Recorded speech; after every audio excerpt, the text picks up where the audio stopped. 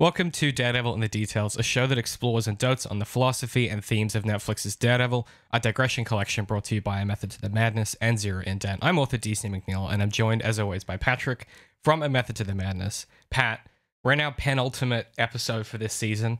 How are you feeling? What's the vibe? These episodes are kind of going off. We say that every time, but like, for real, like, especially the second one, because, I mean, maybe it's recency bias. I watched it this morning, but there's some really cool stuff happening in that episode, like thematically. But like it's interesting because it's kind of messy, but like it's kind of brilliant at the same time. So I'm like really keen to talk about it. Messy is a really good way of saying it because it's sort of there's a lot going on, but it all feels very like organic, I guess, in its messiness. I think sometimes with stories, you can get the sense that they feel contrived at times if too many things click together too neatly. It feels like, especially in these episodes where it's trying to pull all the big plot threads and the thematic stuff together, it feels they do connect, but it doesn't feel too convenient or clicky, if you know what I mean. I feel like on the most sort of surface level, it feels quite arbitrary. Actually, it's the it's quite the threads in the story kind of seem polarized, which is I suspect why a lot of people don't like it. And it gives it that messy feeling. But having watched it like 5 times, I'm finally like, I see what's going on here. I see what you're doing. I had that same experience, particularly, you know how I was asking you, like, what the fuck is Frank doing here? It wasn't until the second of these episodes where I went, oh, I see. Yeah. It's really something. Mm-hmm. All right, let's get stuck in. We are talking about episodes 24 and 25, which is season 2, episode 11, season 2, episode 12. We are starting with episode 11, which is 380. This was written by Mark Verheiden and directed by Steven Surgic. Steven Surgic has directed a couple episodes he's like a recurring Marvel director at this point for the TV apparatus, at least. Pat, can we please hear the summary? Daredevil saves Claire in the scuffle with the Hand, but the children willingly, in some sense, depart with the ninjas. Members of the Hand perish in the fight, and we learn of one who has autopsy scars, finally providing an answer to a question raised by Stick. Is immortality possible? Here we have an answer that, at least in theory, resurrection is possible, but at what cost? Claire quits the hospital rather than consent to their cover-up. Elsewhere, Karen agrees to police protection, but immediately slips away to help Frank chase a lead. They stop at a diner, and Frank provides his philosophy on love, urging Karen to hold onto her love for Matt at all costs. As they speak, it becomes apparent Frank is using Karen as bait for whoever is tailing her. Frank dispatches these men, the blacksmith's lackeys, in a fraught melee that escalates into a gruesome torture. Frank learns of the blacksmith's location at the docks and disappears into the night.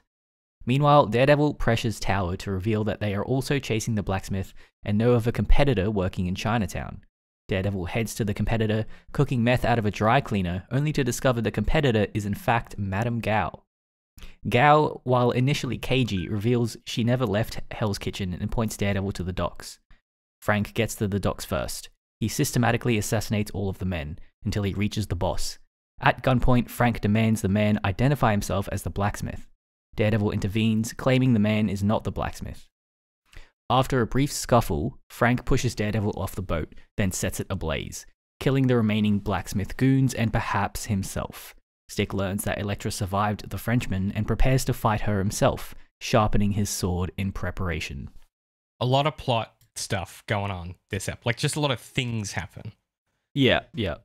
Which is kind of what I think that's kind of maybe what you're alluding to when you say it's messy, and that there's just like a lot of threads being pulled all at once. But I think this episode is kind of getting all of the threads moving in the right direction, and then the next one is all of them converging at once in kind of rapid sequence, which I'm excited to get to.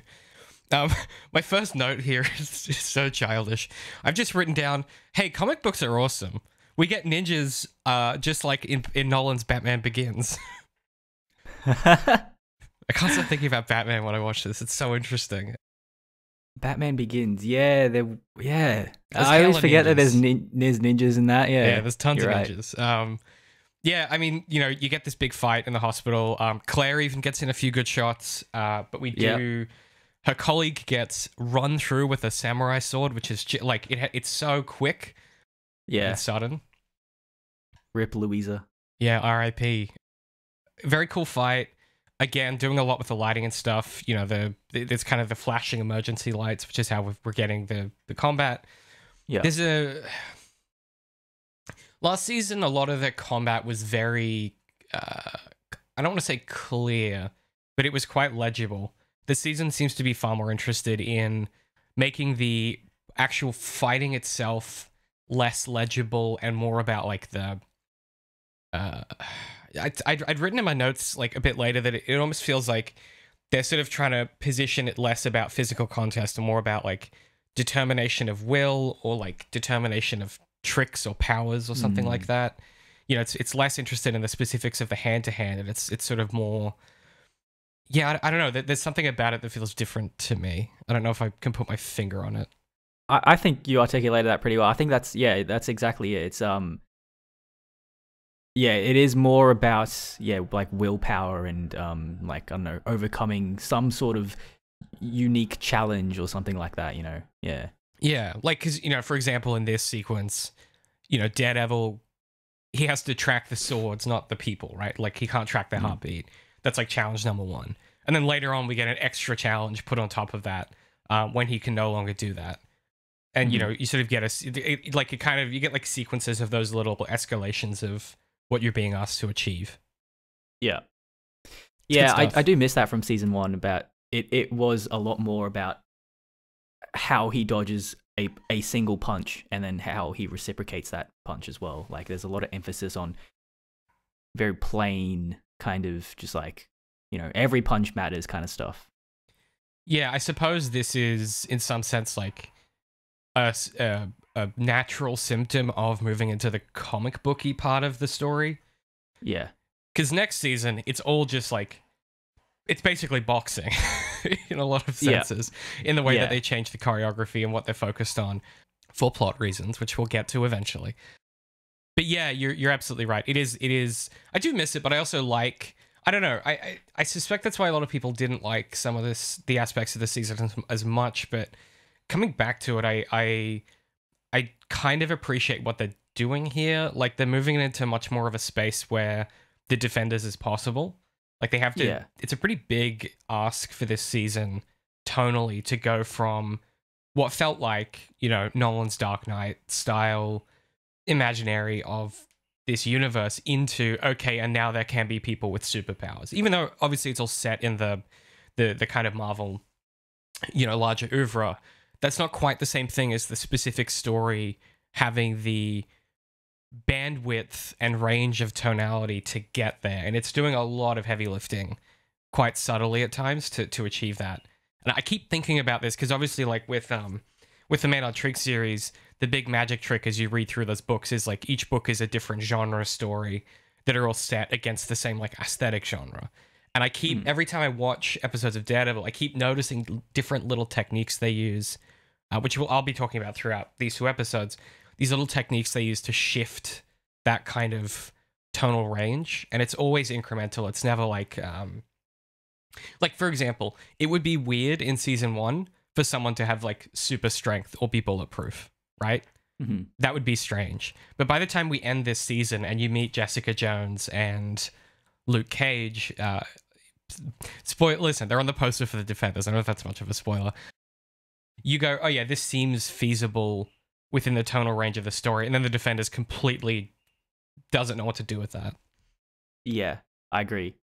Yeah, it moves. Like the direction, the overall direction of the style needs to move, you know, for the reasons you said. It needs to set up for the Defenders, but also it's just it's a break in rhythm. It's just something new and kind of, you know, they take a swing, and I much prefer that over, you know, like Call of Duty Syndrome or something, for example, you know. Yeah, I can still go and watch the Nolan films. I don't need this show to keep doing that. They prove they can do it once. You can move on. It's fine. And in some sense, they, season 3 ends up being a completely different genre as well, where that almost becomes like an espionage thing. So, there's a lot of interesting things to be said there about like what genre does to a story and the way that it is shaped, which I want to pin that up top because I think it will become super relevant, particularly next episode, the second episode we'll be talking about today, where they pull some shit and you go, what the fuck is going on? And then there's a lot of that this episode. Yeah. Okay, so we have this melee. The kids get kind of kidnapped. Super unclear if they're willingly kidnapped or if it's this like programming thing that's happening. Kind of not relevant necessarily at this stage. I don't think it's ever relevant. I mean, I'll make an argument for it when we talk about the next episode. I have a galaxy brain take on that, but we'll get there. Lovely. Yeah, look forward to that. Fan theories. The film theory. The Daredevil kids. I can't even do Matt Pat's voice. Claire basically says to Matt, like, hey, you're out of your depth, bro. Like, if you don't change something, you're going to, it's going to be a problem. She says the line is, that candle you're burning at both ends, sooner or later, it's going to fizzle out. Mm-hmm. And she sort of makes this pretty compelling point about, Matt he cannot do this himself. She makes a pretty compelling point here about he's out of his depth and insert blank, you need a team of superheroes to deal with this. Insert that subtext, I guess, if you would like to. Or you can just read it as Claire being right, and he ends up teaming up with Stick and Elektra, Yeah. Well, it's also a pretty good setup for the conflict in the next episode about Matt deciding to be a savior, which is basically an impossible task that he puts on himself. And so, Claire has a very apt observation about like, you've set yourself up for an impossible task, and it's gonna end pretty horribly.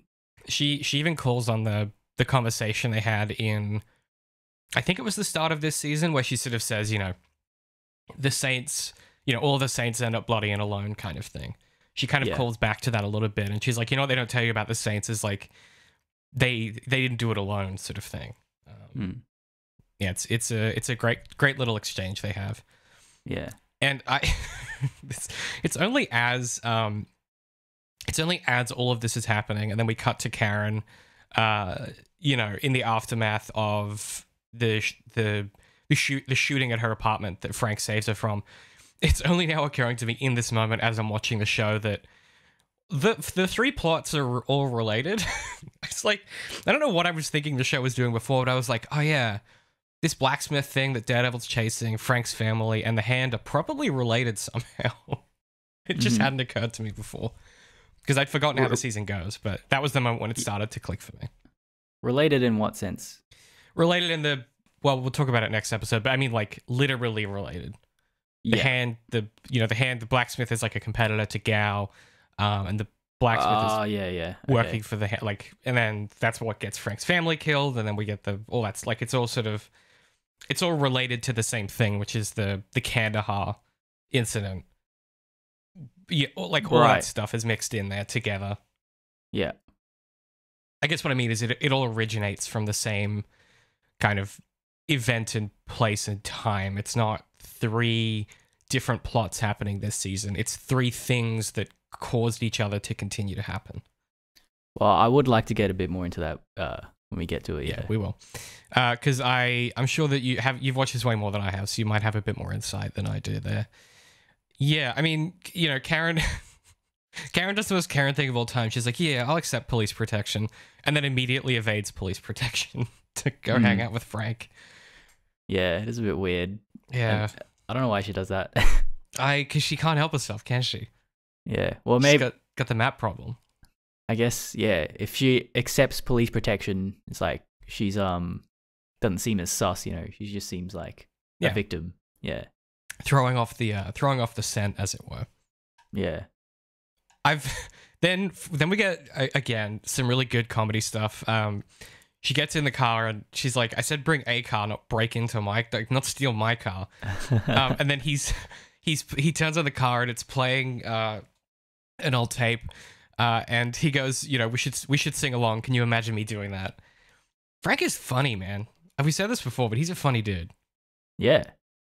He I mean that's what Old Mate says in the next episode. He was he did impersonations. Yeah. And like it's cool. What's the actor's name again? John Bernthal. John Bernthal. Yeah, he does that thing that like a lot of the great like actors do, where you insert little bits of little ticks and characterizations, and he brings a lot of life to little lines like that. Yeah. He does this. One of my favorite ticks of his is when he's thinking about doing violence, he will tap his trigger finger and his thumb together. Yeah. In a metronome. And it's like, and if you watch it, he's doing the like 1 batch, 2 batch, penny and dime with his fingers. And it's such a little tick that, you know, whether it was the director or who, like, you don't get that in a show unless everybody from the editor to the director to the actor to the writer, unless everybody is sort of in this space of the show working in harmony, right? Like you could easily see an editor cutting around that for time if they needed to, or the director saying, no, like don't do that. We don't need that shot. We've already got our coverage. Like you can feel the way in which these things, whether coincidence or not, that this stuff makes it through all the way to the show, those little details are so important. Mm-hmm. It's good stuff.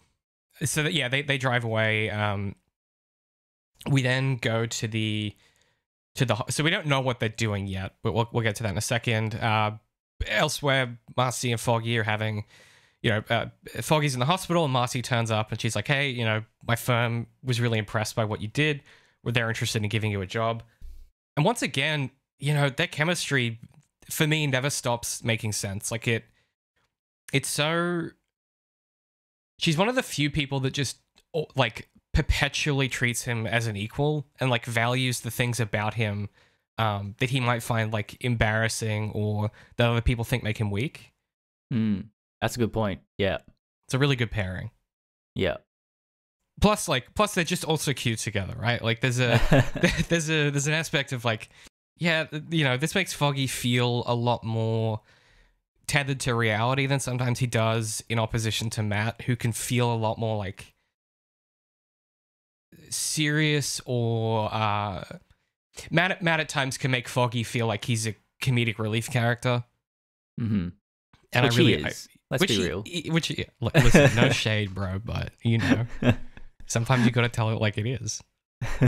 It's just because it's all Eldon Hansen. It's just because of him. That's true. Yeah. Yeah. Fucking.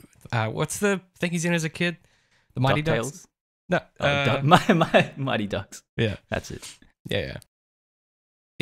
Wait, is he also in DuckTales? I don't know. No, I don't think so. That would be funny. No, that's the guy who plays Arbeds in that, right? Yeah. Larry, I'm in DuckTales. Yeah. Yeah. Okay. Do you have anything else before we talk about the Frank and Karen little exchange, their little convo that I think is like really pivotal for this episode?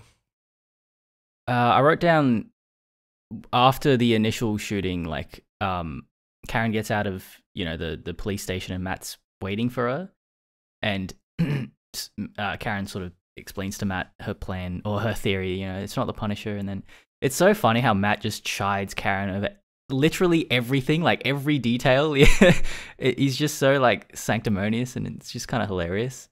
Yeah. And you kind of go like, what was he hoping would happen with this exchange? What was the plan, Matt? I don't get it.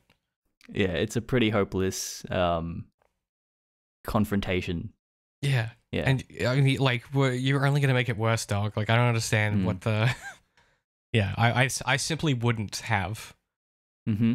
Or if I did, I wouldn't have come at it with the energy that he had. Yeah, but yeah, I just noted it because it's a unique energy from Matt that you don't see a lot. Yeah, And in some sense, you've also got to imagine it's him kind of compensating for, like, he's telling her, like, you're doing all of these things, the wrong things, putting yourself in danger. In some ways, he's sort of chastising her and projecting onto her all of the things he's been doing that he knows he shouldn't be. Yeah. All of the things that Claire is sort of chiding him for are the same things that he's chiding Karen. It's like, dog, but you're also doing it. Yeah. Flaws, baby. We love them. It's off.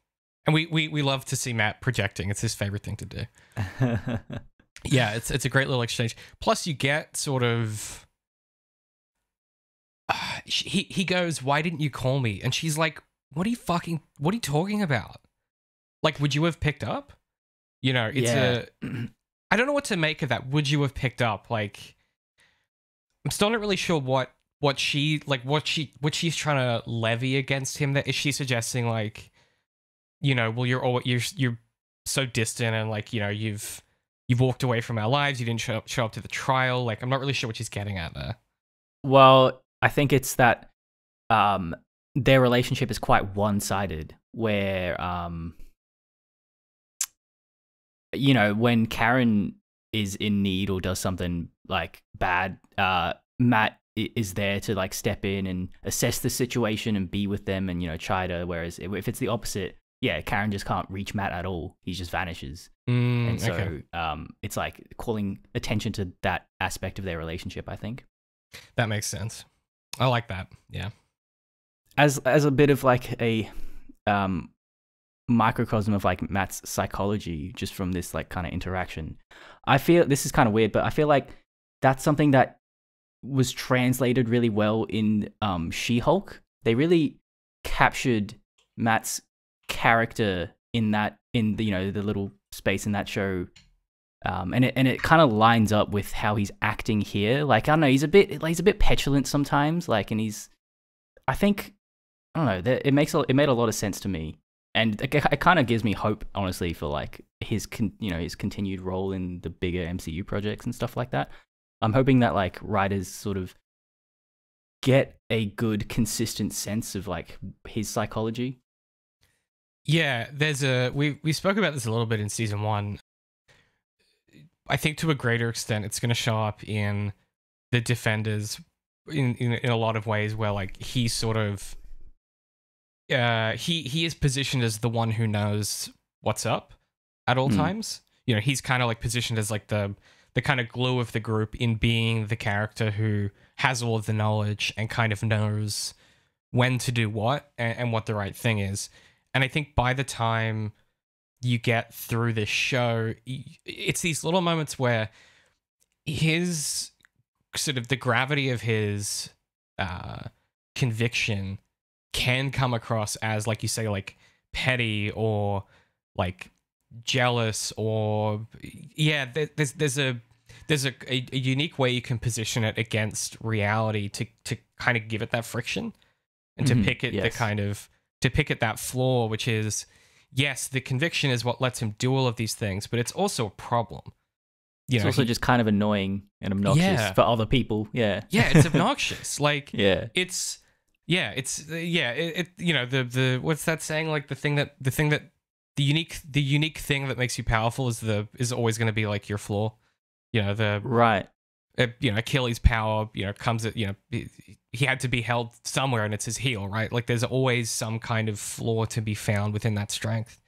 Yeah, right. And that's just being kind of annoying sometimes. And you're like, Matt, shut the fuck up. Like, what he should have said here is, like, hey, are you okay? Is there anything I can do to help? But instead, he's like, you know, comes in and chides her, which it's so great.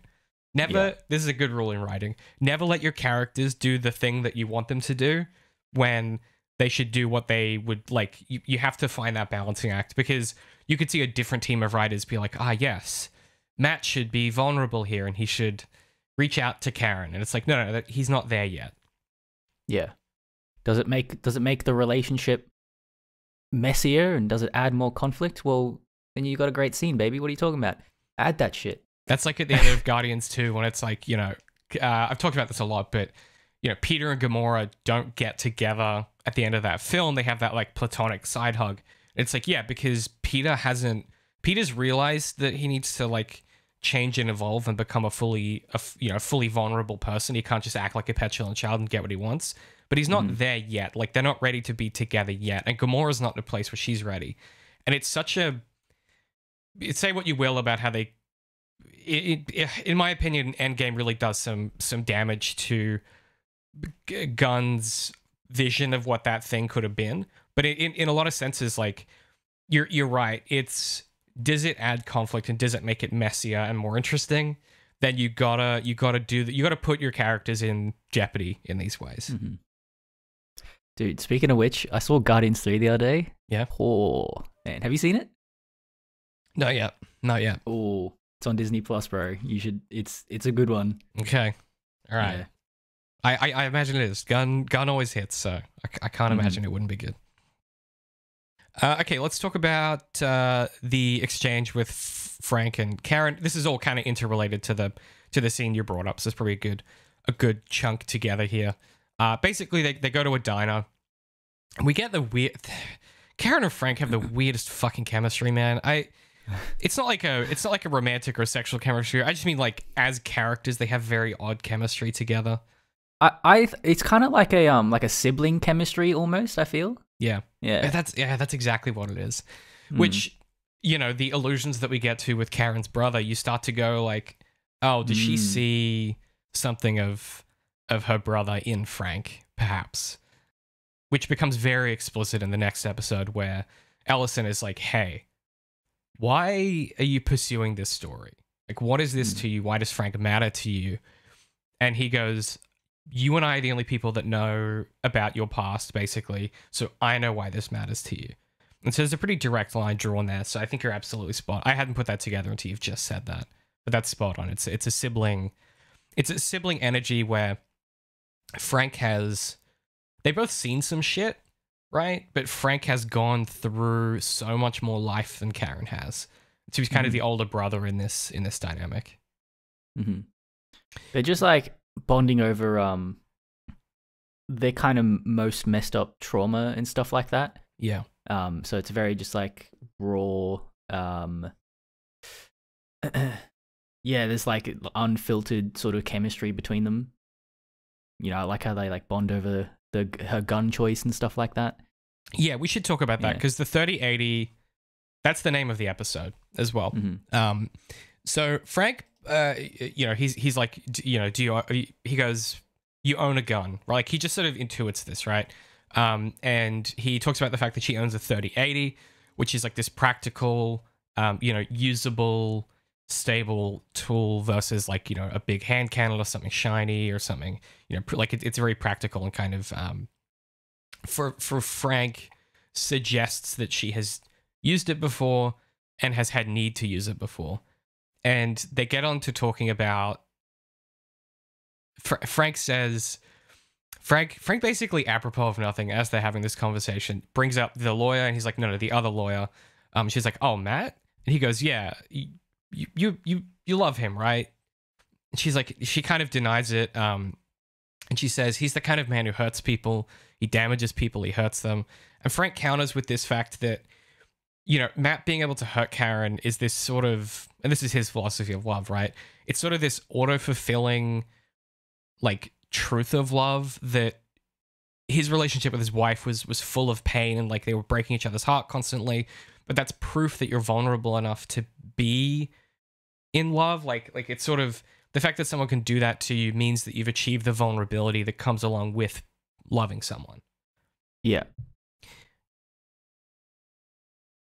He has a really good sentence where he's like, was it? Yeah, the people that can really hurt you are the ones that are close enough to do it. And it's not very poetic. It's just very kind of terse and to the point. It's very in character for Frank, but it's this quite, apt and profound kind of line. I just thought it was really good. He delivers this as if it's like, as if he was explaining to you how gravity works. Like for Frank, this is just a factor of reality. This isn't, he doesn't pathologize reality like Matt and Karen do. He goes, this is how the world is because I've experienced it that way. And the really heartbreaking thing about this conversation is he sort of says, she's never gonna when he's talking about his wife, he's like, she's never gonna break my heart again. And it's such a, it's a brutal, I don't know, man. It's the tragedy of Frank Castle is so clear here. Yeah. I also love that he's saying all of this while he's like, checking outside for the people that are tailing him as well. Like he's trying to get this, trying to get this conversation out before he has to kill some people. Like, yeah, it's great. He's also buying time for her to be the bait, right? Like he's waiting to see if the cars. It's really, yeah. Frank's a fascinating guy.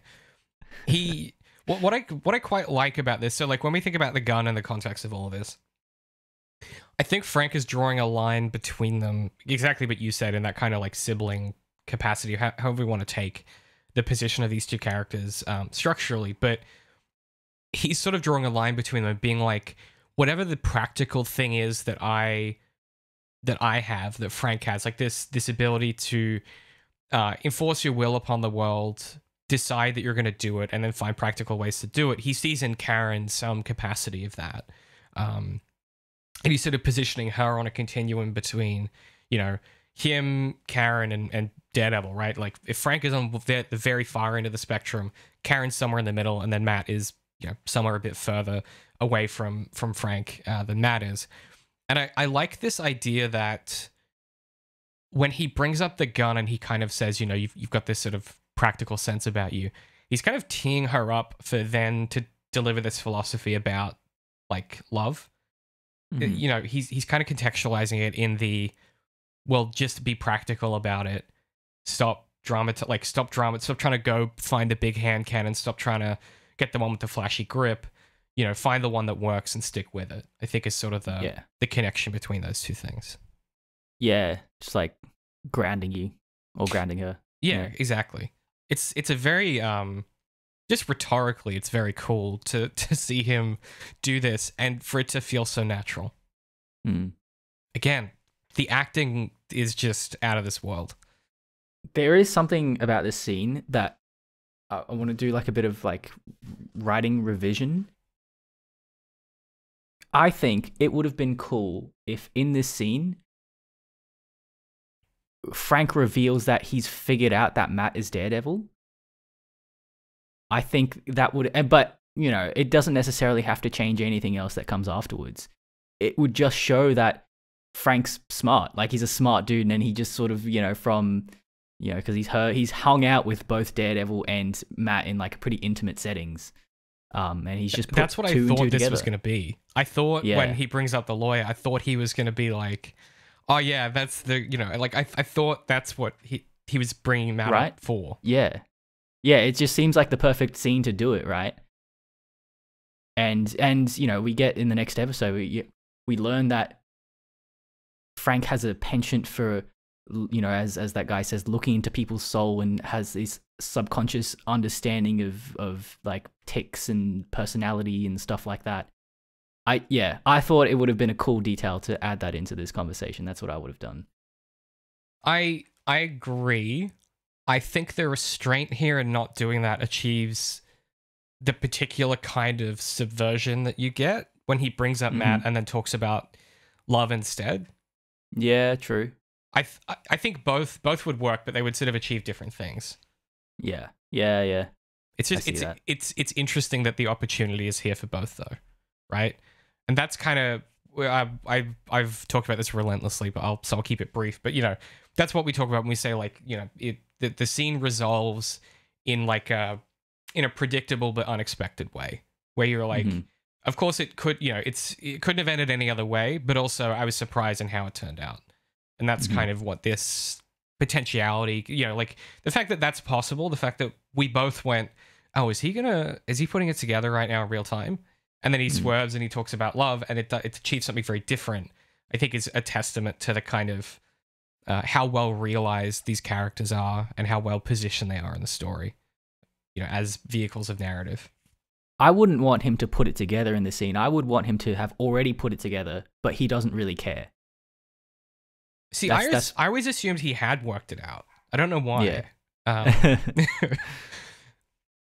It just makes a lot of sense. Yeah. Yeah, it does. Another thing in the scene I really, really, really like is...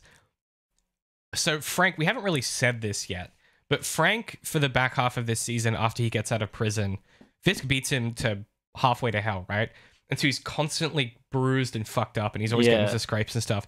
And the way they've done his bruise makeup really gives him, and the way that they light him, and he's got a cap on, and so his eyes, and so all you're really seeing is like the kind of shape of these bruises and the light catching his eyes. In this conversation, he kind of looks like a walking skull or something like that, and they're starting to weave in that imagery quite subtly, and it looks really cool. And I think it has that cool what's the word, it's contrast, like the way that he looks is contrasted against what he's talking about, right? This kind of inhuman creature who is capable of all of this violence, who looks this way, is capable of talking about reality and love in this capacity, and it's sort of in some ways as well. You know, this is really revealing for Frank as a person, in that he thinks that pain is a necessary part of love, while he is covered in bruises and about to get into another fight for the sixth time in like 48 hours. You know, there's something there about his pathology as well. Yeah. John Bernthal, he doesn't have flesh, he just has cartilage. Oh. That is the composition of his body. It's just, it's just like so rigid. Yes. He is, if you look up brick shithouse in the dictionary, it's just a picture of him. Yeah. Legit. I'm sorry, you were saying. He's the kind of man who hurts people. Not like you, but he damages them. Breaks them. Sorry, is that supposed to mean something? So those are the people that you get out of your life. Is that right? Like, I might generally be considered out of my skull. This might not mean much, but this could be the craziest, most batshit thing I've ever heard in my life. People that can hurt you, the ones that can really hurt you, are the ones that are close enough to do it. People that get inside you and tear you apart and make you feel like you're never gonna recover. Shit. I would chop my arm off right here in this restaurant just to feel that one more time from my wife. My old lady shouldn't just break my heart. She'd rip it out, she'd tear it apart, she'd step on that shit, feed it to a dog. I mean, she was ruthless, she brought the pain. But she'll never hurt me again. You see, I'll never feel that. You sit here and you're all confused about this thing, but you have it. You have everything. So hold on to it. Use two hands and never let go. You got it? I've also noted here that whoever decided the dry cleaners was a good location for Gao's hideout deserves a raise. Why is that? It's so cool. Like, it's this like industrial sized dry cleaner, and there's like shirts and stuff moving constantly. There's like conveyor belts of shirts, and it just lets them do a few really cool beats of action that I've never seen on film before. Like, I've just never seen this specific execution. Yeah, true. I mean, you know, I bet there's some things like this in Chinese cinema that you just don't know about. You know, probably like some cool action scenes. Yeah. Almost certainly, given where this story finds its inspiration, that's probably true. Yeah, I wrote down in my notes here, Madame Gao is just chilling in the basement of a laundry. Yeah, this damp, dirty basement. Like, what the fuck? I've written Gao is back in the basement where. In the basement where Walt and Jesse cook their meth. Yeah, right? It's funny, man. Yeah, she's just chilling, painting. Mm-hmm. What do you make of her return? What do we make of this? I don't know. Like, it kind of... I don't know. The reason I ask is this could be anybody. This doesn't have to be Gaoh. Yeah. Yeah, I was going to say it kind of, you know, makes the world a bit smaller, maybe. But I don't know. They have a prior relationship. and so you can get on with the scene faster. You know, there's some utility there. But honestly, I don't know. I don't think much of it. It's fine. Like, yeah. What do you think? I mean, there is a read I have of this. I'm not committed to this. Like, I don't know that this is necessarily what the story's going for, but it got me thinking about stuff, right? You know, Gaoh returns to the story in this moment, it's sort of via deception, right? We thought she'd left the city, but she hadn't. And she returns in this moment when we're focused on these ideas of like resurrection and longevity. And so in some ways, there's like a structural symmetry in her return, you know, at least with the themes. There's this kind of elegant, like, Gaoh never left the city, and she's back here in this position, just as Frank fundamentally never left the Punisher and is about to kind of try and forsake the idea of Frank Castle, you know, in the scene after this. And that they're structurally next to each other. So it got me thinking about those things. I'm not so sure that it's worth what you pointed out, which is how small this kind of makes things feel. I probably wouldn't have done this in my story, but I mean, it has that effect of at least making me think about those things. So it's kind of a trade-off. I definitely see that. It also lines up with what these two episodes are doing, just like on like a macro level. Yeah, that sounds quite deliberate to me, actually. Yeah, especially if you think about Gaoh's involvement in all of this moving forward. I also think it's a setup, right? Like this is the setup. Or sorry, this is the reminder, because we had the setup in the previous season. This is the reminder for the payoff later with Gaoh and what all she's up to. So from a utility perspective, it serves a function. Yeah. I don't know that I would have done this, but I can see why they did. Mm. We then something else in a basement. Something else we should note too is like how long's it been since the first season? It's like been a year, right? Because it's like it was winter in the first season and it's summer now. Yeah, about a year. So yeah. More parallels with Batman Begins and The Dark Knight. Oh my god. And she's just been in this basement the whole dang time? That's crazy. It's just been painting. Yeah. This is kind of weird. I feel bad about kind of pointing this out, but like there's like in one of the shots she like goes back to paint and then she accidentally like hits the canvas and it sort of moves a bit, and it's definitely like one of those things where like I can just imagine shooting on the day. The DP definitely saw that, but it's just like, we don't have time to reshoot that. We just need to keep going. We've got this location for the next 5 minutes. We need to go. Yeah. The editor's like, we don't have any other coverage. Shit. No one will notice except Pat on his 7th watch through.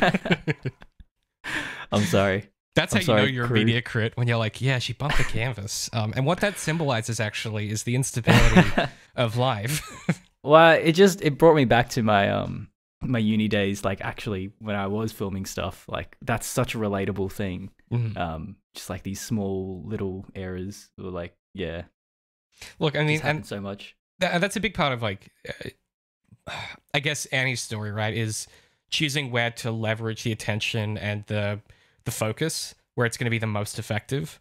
Because like you're not going to see that unless you've watched this 7 times, and unless you're doing what we're doing, which is watching this with a Word document open and pausing it to go research stuff or go back to old things or check a wiki or what. Like, you're not going to see that stuff if you're a normal person watching this. And so it's like they've invested their attention and time in the things that matter. Yeah, as you should. Yeah, exactly. Yeah, pay no mind to me. You just keep doing what you're doing. Listen, I tried to leverage it into like something meaningful, Pat. So, you know, there you go. You're welcome. Thank you. We then get I've said this previously. I think it really comes to a head here. This show is so brutal, especially where Frank is involved. We get this diner scene where him and this, like, he basically, there's 2 dudes. He kills the first guy, we think almost immediately. And then him and the second guy just go like 9 rounds and try and kill each other. And it is crazy brutal. Like, they're just beating the shit out of each other.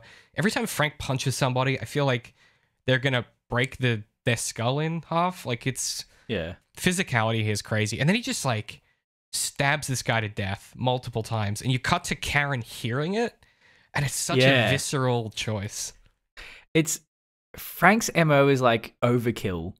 Mm. Like he stabs this guy like it's like he gets Julius Caesared. He gets stabbed like 23 times, bro. It's crazy. He did that in the prison too, and then he also did that to the to one of the Irish mob dudes. Wait, is just stabbing a guy to death multiple times? Is that like his finishing move now? He's like, yeah. It's his Mortal Fatality. Kombat like fatality. Yeah. what would your fatality be, Pat? If you were you were a Mortal Kombat Ooh. character? That's a good question. Yeah. Yeah. I don't know. I would. I'd just talk them to death, bro. Talk them to death. Yeah. Yeah. Yeah, I feel like that would be both of our moves. Like you would, you Yeah. just sort of lecture about, media theory until they fall asleep Until or they kill themselves. explode. Yeah, until they Yeah. explode. Until their head is too full of knowledge.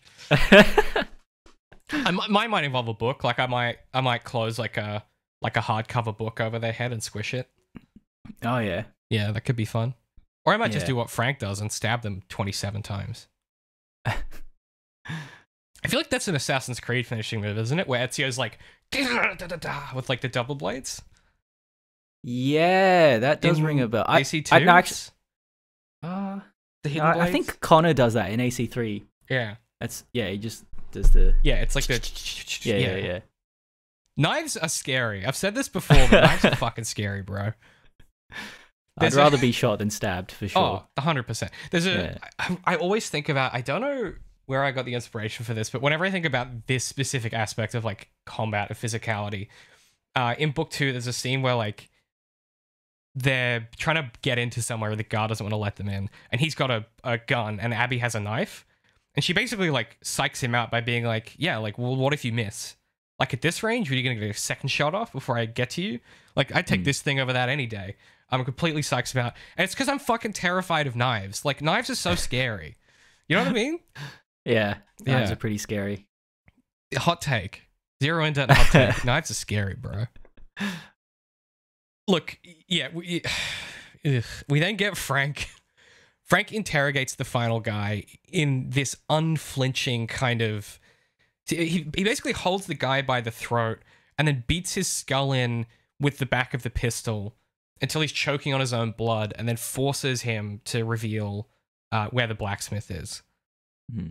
It's And deeply unpleasant. his cheek is like split open. Yeah, it's He's like props to the retching for makeup air. people. Oh, yeah, absolutely killing it. And also props to whoever wrote this, because this is a scene that you might flinch away from, I think, in different spaces. It's great. Yeah. Really earning its MA15 plus rating, huh? Really just very adult. I like how he watches his friend get killed and then he doesn't break. And then he gets beat up a little and then he breaks. Yeah. And it's like, what the fuck? Like Yeah, what's the... It seems kind of random that I don't know. I think the way to read that, well, it wasn't until he said I can take you there. I think he's like, well, this guy's going to keep me alive and torture me if I don't tell him, so maybe at least he'll kill me. I don't know. Okay. That's kind of how I read it. Right, makes sense. But thankfully we're grizzled Nolan fans, so we didn't have any problem with it. Grizzled Nolan fans. All right. The most hardcore of stuff, yeah. Yeah, bro. I'm so adult. I like my comic books edgy. We then get Claire quitting when the hospital tries to cover up the ninja incident. For me, this is just self-evident. Like, it's exactly what she would do. Didn't have anything really noteworthy there other than, yeah, this is the most Claire thing ever. Also setting up for presumably Luke Cage. I don't remember how that show goes, because she's in that first season. Yeah, I also don't... Oh, yeah, that's right. She's working at like a cafe or something. She's like a waitress in Luke Cage. Yeah, oh, okay. Which is how they meet, right. I think. Yeah, possibly. Yeah, okay. I'll put that together. Yeah. They meet in... She knows who he is because of Jessica Jones. Oh, yeah, okay. Yeah. God damn, there's so much going on. Can we stop doing shared universes? I can't keep track of it all. Yeah, it's a great little sequence. She and Foggy end up leaving together, and he's like, "What happened?" And she's like, "You better ask your friend." You know, interesting. She's kind of, again, like really subtle, passing the baton of the plot to Foggy to be like, next time he sees Matt, they're gonna have a conversation about this. Yeah, otherwise I don't really have any notes until the boat, I guess, which is sort of the next big thing and the climax of the episode. Yeah. No, let's talk about it. Okay, so Frank gets there before Matt and proceeds to kill all of the goons. Doesn't bother using a silencer, just kills them. Doesn't need it. Why would you need to?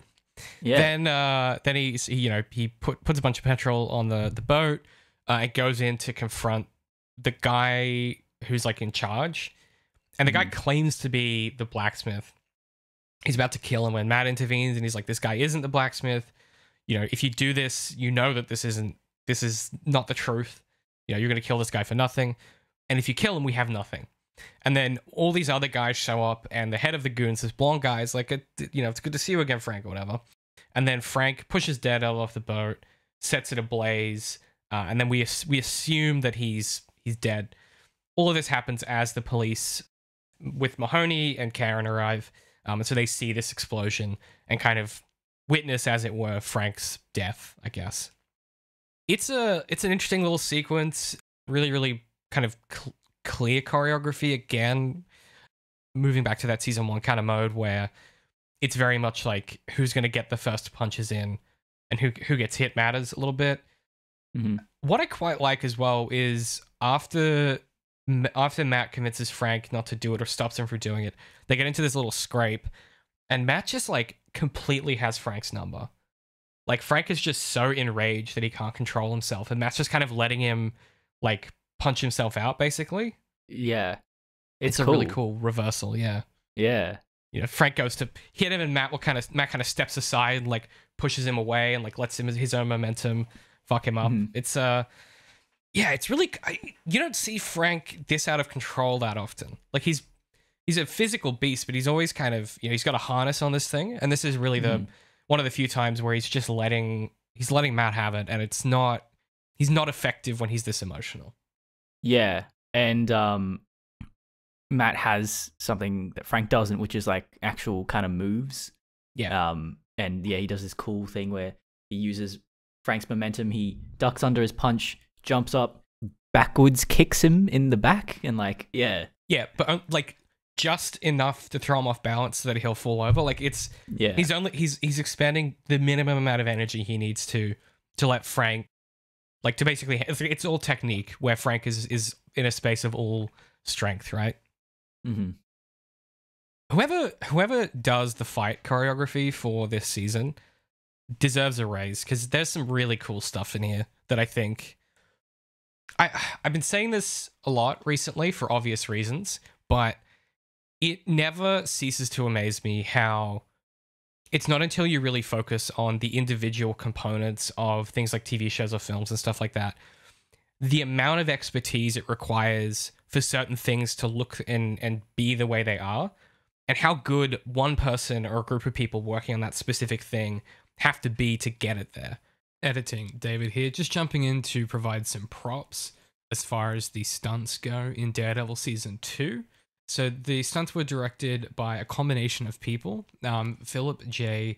Silvera, in combination with his longtime collaborator Roberto Gutierrez, as well as Evan Dane Taylor, Jared Burke, Eric Linden, and Chris Brewster. I imagine there are also plenty of other stunt coordinators, stunt actors, and stunt supervisors involved. But just to credit some of the bigger names on the season who did indeed work on the fights that we're talking about in this segment. I don't know enough about fight choreography to know how they achieve this kind of thing, but I know just enough to know that this is like astoundingly out of my depth of understanding of like how you would put this together. Do you know what I'm saying? They cover, yeah, I do. I agree. Like it's choreography is pretty fascinating. They cover a lot of Daredevil specifically on the Corridor Crew channel when they get stunt people to to review scenes with them. And yeah, they've gotten the I remember they did get the stunt double for Frank Castle, for John Bernthal, on one episode, and they talked about some of the Punisher stuff. Yeah, it's pretty interesting. Yeah, it's pretty cool. I suppose my point broadly there is, like, mechanistically, every single person working on something who is an expert is always going to deliver a better result than 5 or 6 people who are like jack of all trades style positions. Yeah. And I think that, obviously the current relationship that production has to labor is obviously an issue. And I think that it seems self-evident when you watch stuff like this, where you go, yeah, a writer who's pretty good, who can also direct kind of well, who can also kind of choreograph stunts, wouldn't be able to put something like this together.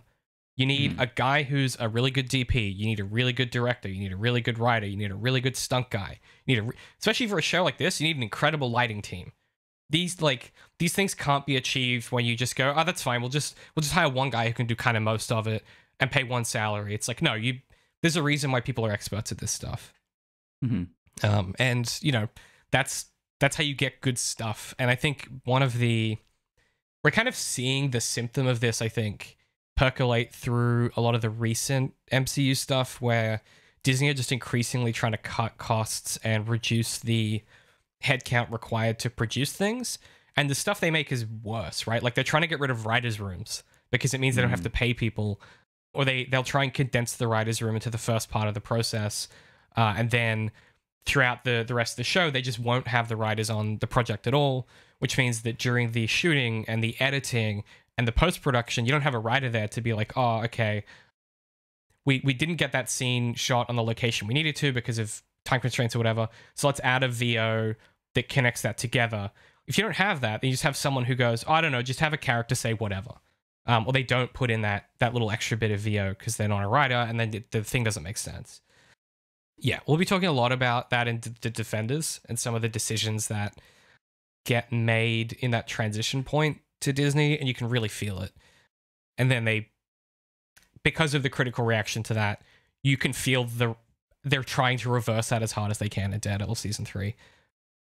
And they almost get there, but I suppose we'll talk about it when we get to it. I just wanted to note that down because I think, I don't know, you don't get stuff this good without paying people properly to do it and hiring the right experts. And, that's a problem at the moment. Yeah, that's what I was going to say is, guess it all does come down to money. Yeah. They had the money at this point in time to,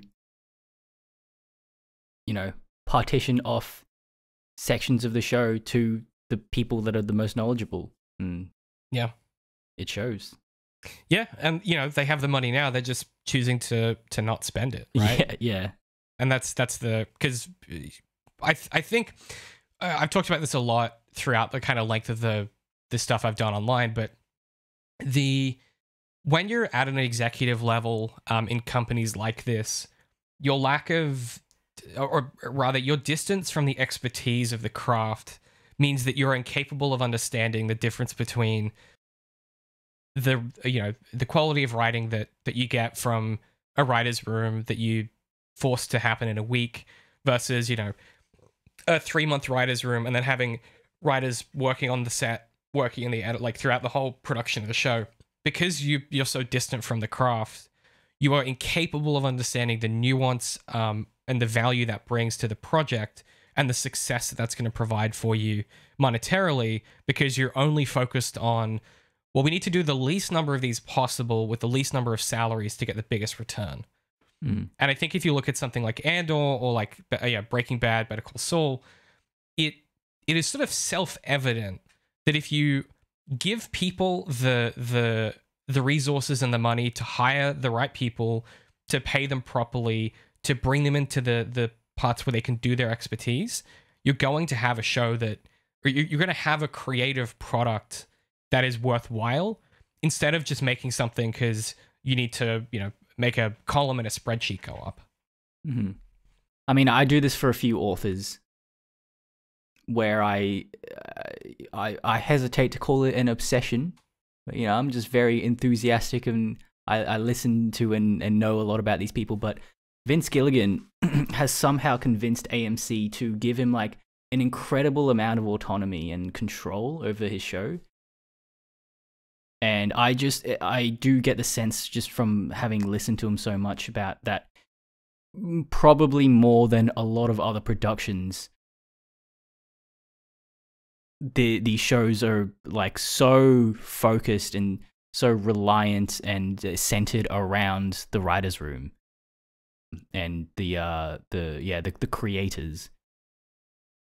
And he's always said he's very grateful to AMC for giving him that as well. But yeah, it's really fortunate that worked out the way it did for him. And I kind of suspect that it has a lot to do with him. He's probably explained it very well to them and sort of articulated his needs and why the significance of, you know, why that he needs that and why it's important to probably the same degree that you have just then. Yeah, and I think you also buy a lot of capital in those conversations if you've made the first season of Breaking Bad and it comes out and you get the reception that you get. Exactly, yeah. I mean, you know, Tony Gilroy has the same kind of autonomy from Disney when it comes to Andor, and you have to go like, how did that happen? And the big question is like, both they got lucky and they earned it, but also like the systems should be in place to, if you want to see more of this stuff and you like things that are good, then like you have to systematize these processes, right? You have to use the structural leverage that you have and force these companies that can afford to spend this money to do these things. You have to force them to do it because they're not gonna, if they can save $5 and not buy a bag of chips for the fucking craft services table, they will. Like these motherfuckers only care about money. You have to put those structures in place to force them to do that. And like at the moment, the only way that we have to do that, because within, you know, the current kind of relationships we have between capital and labor, you know, is through unions, right? And there is a big problem, I think, in the way that some people conceive of this stuff. It's a lot more in like video games in particular. I have this problem where they view the consumer as the reason the thing exists, where they're like, well, fans won't watch that new Star Wars show because it's too woke or whatever. You know, Disney have made a mistake or whatever. It's like, no, like someone has decided to make something, acquired the funding and made it under certain conditions, and like labor is what produced that. You as the consumer didn't produce the need for it to exist. It's a fundamentally like flawed conception of how these things happen, and it's often from people that are the ones being exploited by these systems anyway. And they have that view because that's what the system has positioned them to think, because obviously it's beneficial to think that way, to go like, well, if it's not that I as a laborer produce a creative project, it's no, me as a consumer, it's all about what I want. It's a very American kind of ideology, I guess, of, you know, the customer's always right, those kinds of rhetorics you hear brought up a lot.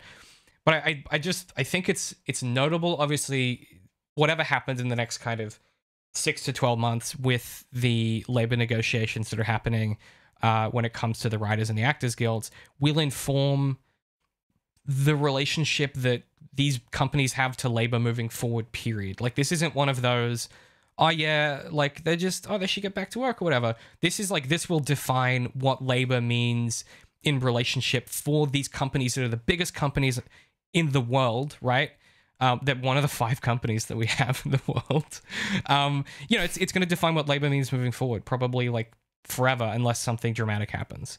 And it's a pretty scary thing to kind of be staring down the barrel of, and to be thinking about. And I just don't know that. Obviously, the shows like this don't exist in the version of reality that they want, is what I'm saying.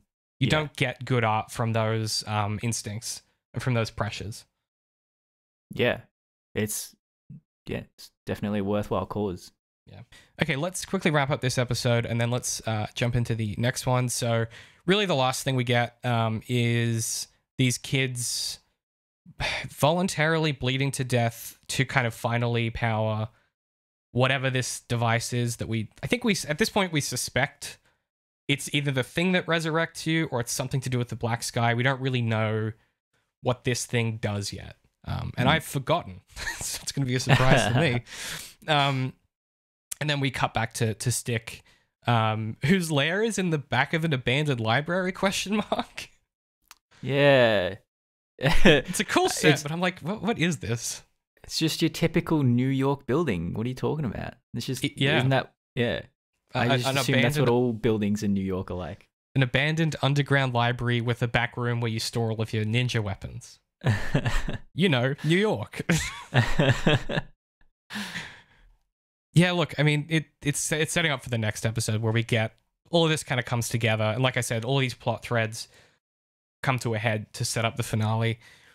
I don't really have much to say here other than like Stick sharpening a sword. Always cool to see. There is a bit of like, it's not quite the like Oriental fetishization here, but there are a few times in the show where I'm like, I don't know, man. It walks up to the line and then backs away from it a few times. It's a big problem in comics in general. Yeah, it's kind of silly. Yeah, it's kind of silly.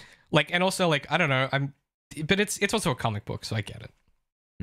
Again, it's occupying that same atmosphere as some of the Nolan stuff with Batman Begins, where it's like, yeah, why would Liam Neeson be the guy that's training? Like, what the fuck are you talking? Why would he be training you in the ancient ninja ways? Like, that's weird. But then you go, it's a comic, whatever. Yeah. Is Ra's al Ghul like always a white guy in the comics? No, you almost never. That's I was gonna say like that was a Nolan thing, and that's kind of stuck now as that he's a white guy. Sometimes he's Arabian for some reason. I don't know. It's a real sordid history. Okay, I see. Yeah, right. We don't have time to get it. Also, notably, Ra's al Ghul comes back to life at a price, makes you mad, does things to your brain. That's also what this show is playing in. So, like, if we talk, the reason I keep talking about Batman is like it's just. The comics just do Batman plots, and then this is them just doing the comics. Like, I don't know, it's the warrior who the evil mystical organization is trying to convince to come to their side so that they can kill them and resurrect them in order to corrupt them for forever is literally the plot of what happens with Batman and Ra's al Ghul, you know, in the contemporary comics, where it's like he tries to get. Oh God, they even send that person. They even send someone to seduce the hero in order to achieve it. There's a lot of parallels. You know, Batman and Talia al Ghul, and then they have a kid. It's all just Batman stuff, and they do all of it so well. Yeah. If only there was a good Batman show, Pat. You know? Is that? Are you being sarcastic? Is there a good Batman show? I mean, Batman the Animated Series is obviously phenomenal, but I mean like a live action. Right. No, I don't think there is a good Batman show. Okay. Gotham was not very good. It had a few good episodes, but I forgot that existed. Yeah. These cowards won't just do a Batman show. All right, let's take a quick break, and then we will come back and talk about Season 2, Episode 12. You know, get excited. This is going to be a lot of stuff to dig into here. There's going to be a big slice of thematic pie, as they say. Ooh, delicious. So get ready to tuck in. I don't like what you do. And ultimately, I think you probably belong in jail. But you're honest. You never lie to me. Does he? Come on. Let's not do that. Okay, the lawyer. Not the other one. Murdock.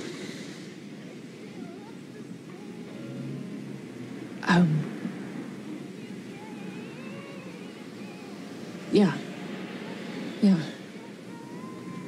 He's got issues. It's complicated, like most people.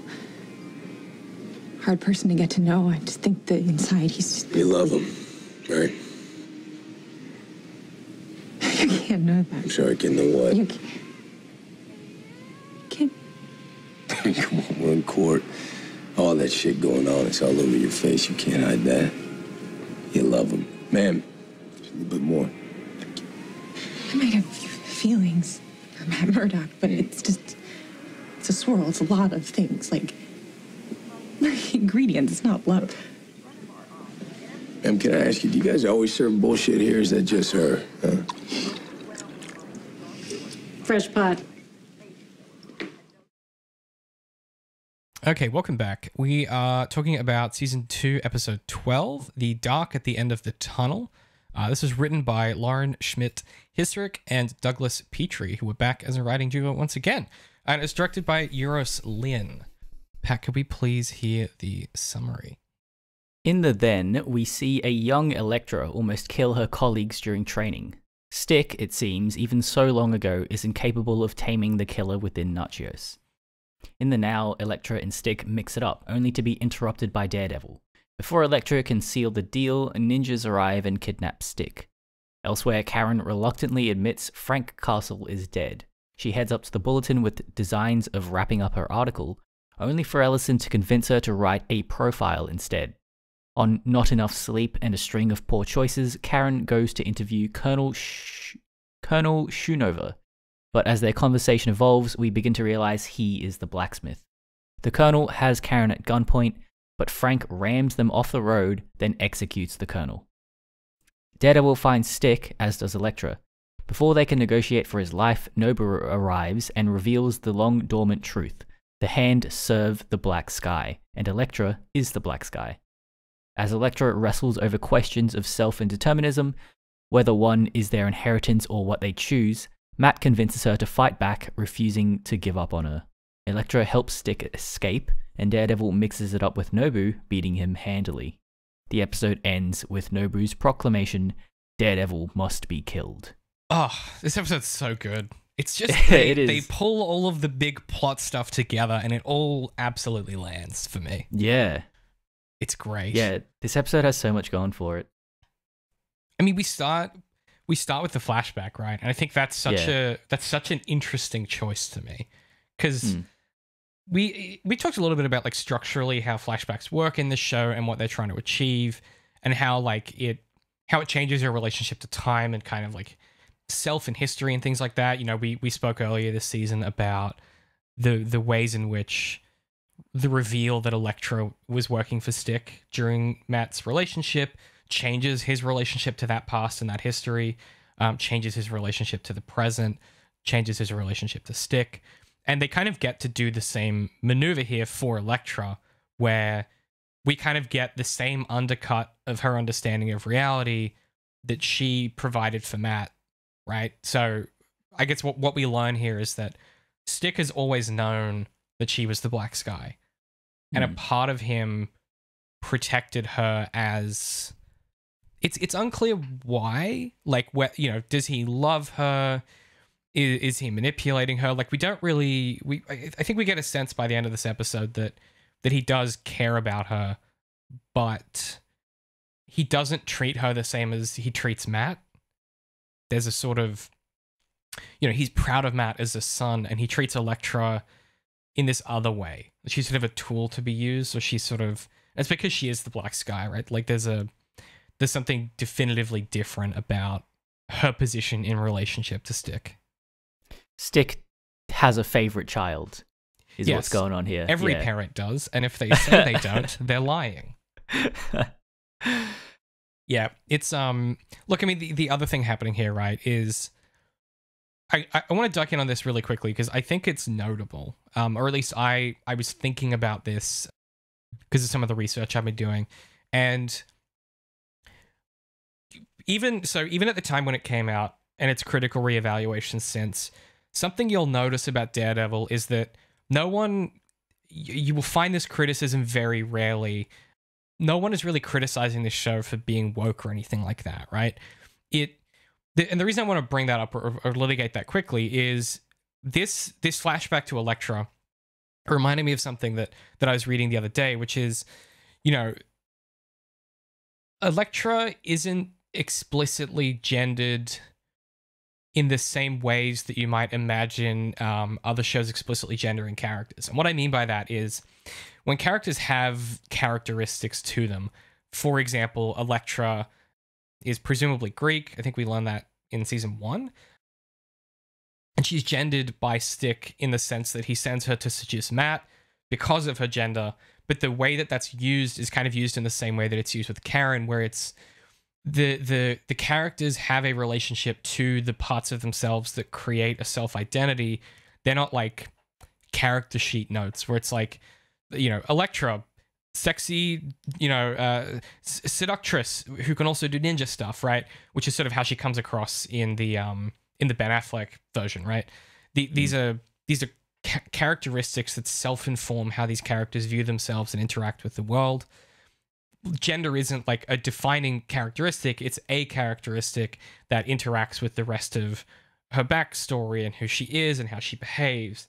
You even get that like with the Frenchman, where that doesn't feel like you know, he's trying to hit on her explicitly because she's a woman, but because that's the job. Like, I just think there's a lot going for the way that this show tackles how it conceptualizes history and self in these contexts. And obviously season 3 is a lot about that when it comes to race as well. I just wanted to note it because I think it's you know, it's incredibly well considered and well written. And I think it goes to prove that like people don't dislike strong female characters. People dislike poorly written things. And part of the issue, I think, in a lot of criticism at times is that people have been brainwormed by political projects that exist in media criticism that benefit from being able to label something woke and have that imply a specific sort of thing. I've said this before, not in this show, but obviously in this podcast feed, but like wokeness doesn't exist. Like it's not a thing. It's a thing someone invented in order to achieve a particular outcome. It's the most brain rot thing. Yeah, it's very it's so dumb. It's like describing something as like the implication that, because if you stop and think about it, you go, okay, what does woke mean? Well, it means that something is like progressive for the sake of it. You go, okay, well, what does that mean? Like, how would something be self-informing to be like? It doesn't make sense. It's not how you cast women and people of color in your show. Oh, woke. Yeah. It's like, well, what? Like, maybe it's just a show with those types of characters. Have you watched any cinema that isn't fucking Star Wars? Like, what are you talking? Anyway, yeah, right. Yeah. It betrays such an ignorance of what the rest of the world has been doing forever. Watch a foreign horror film and then come back to me. Like, what are you doing? Anyway, I just wanted to point it out because I think it's a really good example of how you do this stuff well, and to the point where it escapes the kind of orbital trajectory of people even considering using that kind of brain rot criticism in its proximity. Like, it's so good that people aren't even capable of thinking about that stuff, which will be notable when we get to She-Hulk, I think, in contrast. Okay. Yeah. Yeah. People don't like that show because the lead's a woman, is what I'm saying. Right. All the backstory stuff was pretty agendered, I thought. Which, yeah. Yeah, to your point, yeah. Yeah, there's also kind of like I mean, the show is very much in that space for most of its characters, where it's, I mean, that's also an aspect of just being adult, I guess, in some sense. Yeah. Yeah. These are just being a mature show. Yeah, just being a mature show for grown-ups, where it's like, you know, yeah, it treats all of these things as what's the word, like not implicit, but like it's as written. It's like, yeah, of course these characters have sexualities and preferences and these things that make them up as a person because we've written them as, you know, representations of people.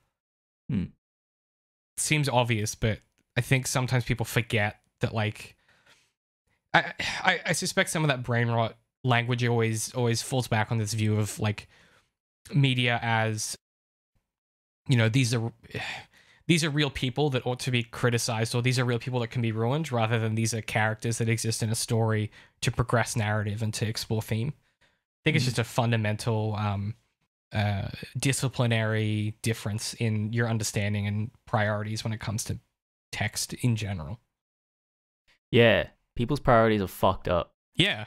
It's not, y'all gotta go touch some grass is what I'm saying. And read a fucking book. Yeah, right. I was gonna say read a book. Yeah. I can't read the books for you, all right? I try. I do my best, but I can only take you so far.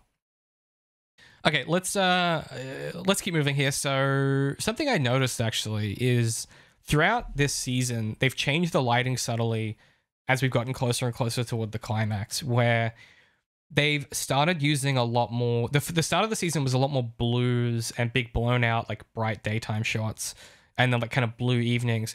They've slowly changed the lighting to be this like kind of yellow sodium, you know, kind of noiry, Batman-y vibe. I mean, the Batman, not like the character Batman. That kind of vibe, and it gives things this kind of like. And they crank the contrast down a little bit. It just has this like washed out, hopeless feeling. And then they punch up the reds, which makes them really pop in certain scenes. It's a very cool, because the ninjas all have like red sashes and stuff like that and red belts. And it makes it very easy to see them moving when they're lit, if you know what I mean. Yeah. It's just, I just noticed it. It does a lot for the Daredevil suit as well. You know, I mean, it looks like his new yellow suit from She-Hulk, honestly, in some of those scenes. They've changed the texture on it at some point. I don't know when they did that, but I think it might have been when they gave him the new helmet. But or then maybe they're lighting it differently. It looks a lot less goofy than it did at the start of the season. They've done a good job of whatever it is they changed. Yeah, the reason I say this is Electro and Matt are having this exchange outside, you know, after Stick gets, you know, escapes. She basically says, you know, I'm gonna go kill him, and if you get in my way, I'll kill you, sort of thing. And she's a fucking scary character, man. I was like, Jesus, she really means that. Yeah. Whether she can do it or not is another question, but still. And then we get this beautiful like moment of character of character choices, and you know, like choices revealing character and pushing theme and stuff when you know, Matt decides that he has forgiven Stick. And, yeah, you know, he abandoned you when you needed him most, and he says, I don't care what Stick did, I'm gonna save him. Fucking great, man.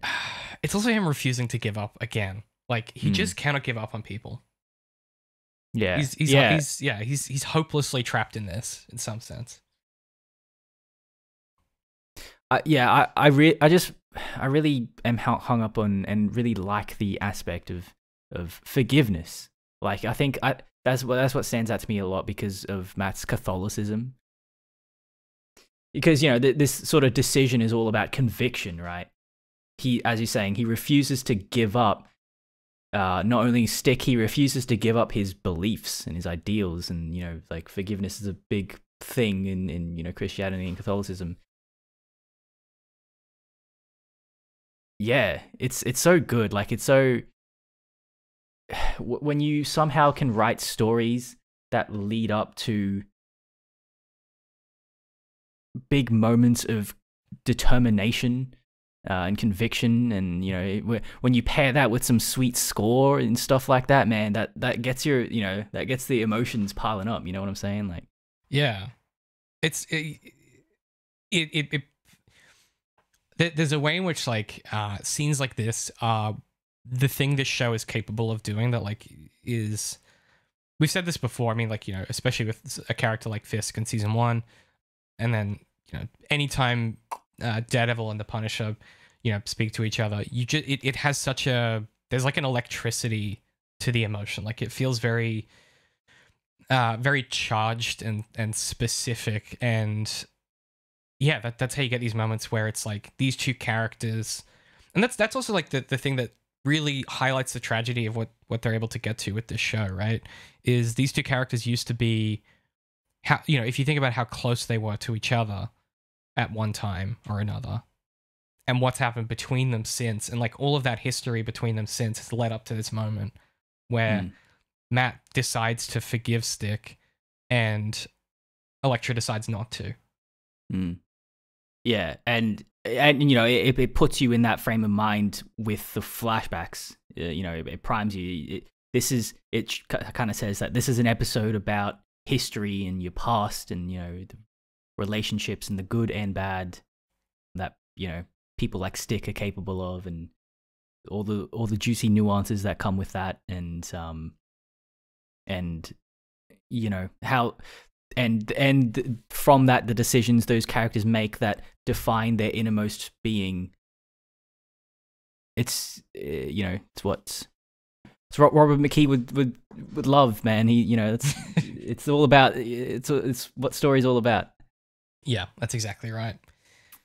Look, I mean, you know, we then also get kind of a reverse of this too, where Matt and Foggy Matt's like doing research trying to work out where these guys have gone, and he's sort of asking, you know, Foggy what he's doing and blah blah blah blah blah, and then Matt kind of like he chooses not to convince Foggy to give it another shot, and Foggy says, "I was hoping you'd convince me, relieved when you didn't." Mm-hmm. And it's like this reversal of the Electra Stick thing where Matt is the one who's like, no, I'm not gonna choose to pursue this. I'm gonna let it, you know, it's time. Like, you gotta know when it's time, sort of thing. It's just curious that he forgives Stick, and then we then get this. I just think structurally they put themselves in conversation with each other by being so close together. Both like temporally, right? It's the morning after. But also just thematically, I think it's noteworthy. Man, you pick up on a lot of those things, eh? Like, my scope of connection doesn't extend outside scenes. Like, if something's in the same scene, I'll notice it. But if there's like two scenes, it's like, no, that's a different thing. Like, it comes from having to do that, right? Like, when you sit down and put a book together, you're like, what happens if I put this scene next to this scene? And then you go, oh, that's dumb. That doesn't do anything. Then you put another scene next to it, and you're like, whoa, I think that'll do this, or whatever. Like, you know, I think also, like, I'm deep in the final structural edit of book 3 at the moment, so that's all I've been thinking about. Like, I'm sitting there with my giant Miro board with like 10 million stickies, trying to be like, I move scene 1 to there, and then I do like, you know, I'm in that. I'm like doing the virtual, you know, string on the wall kind of stuff at the moment. You're the architect. Right exactly. now. Yeah. Slowly losing my mind doing it, but you know, we're nearly there.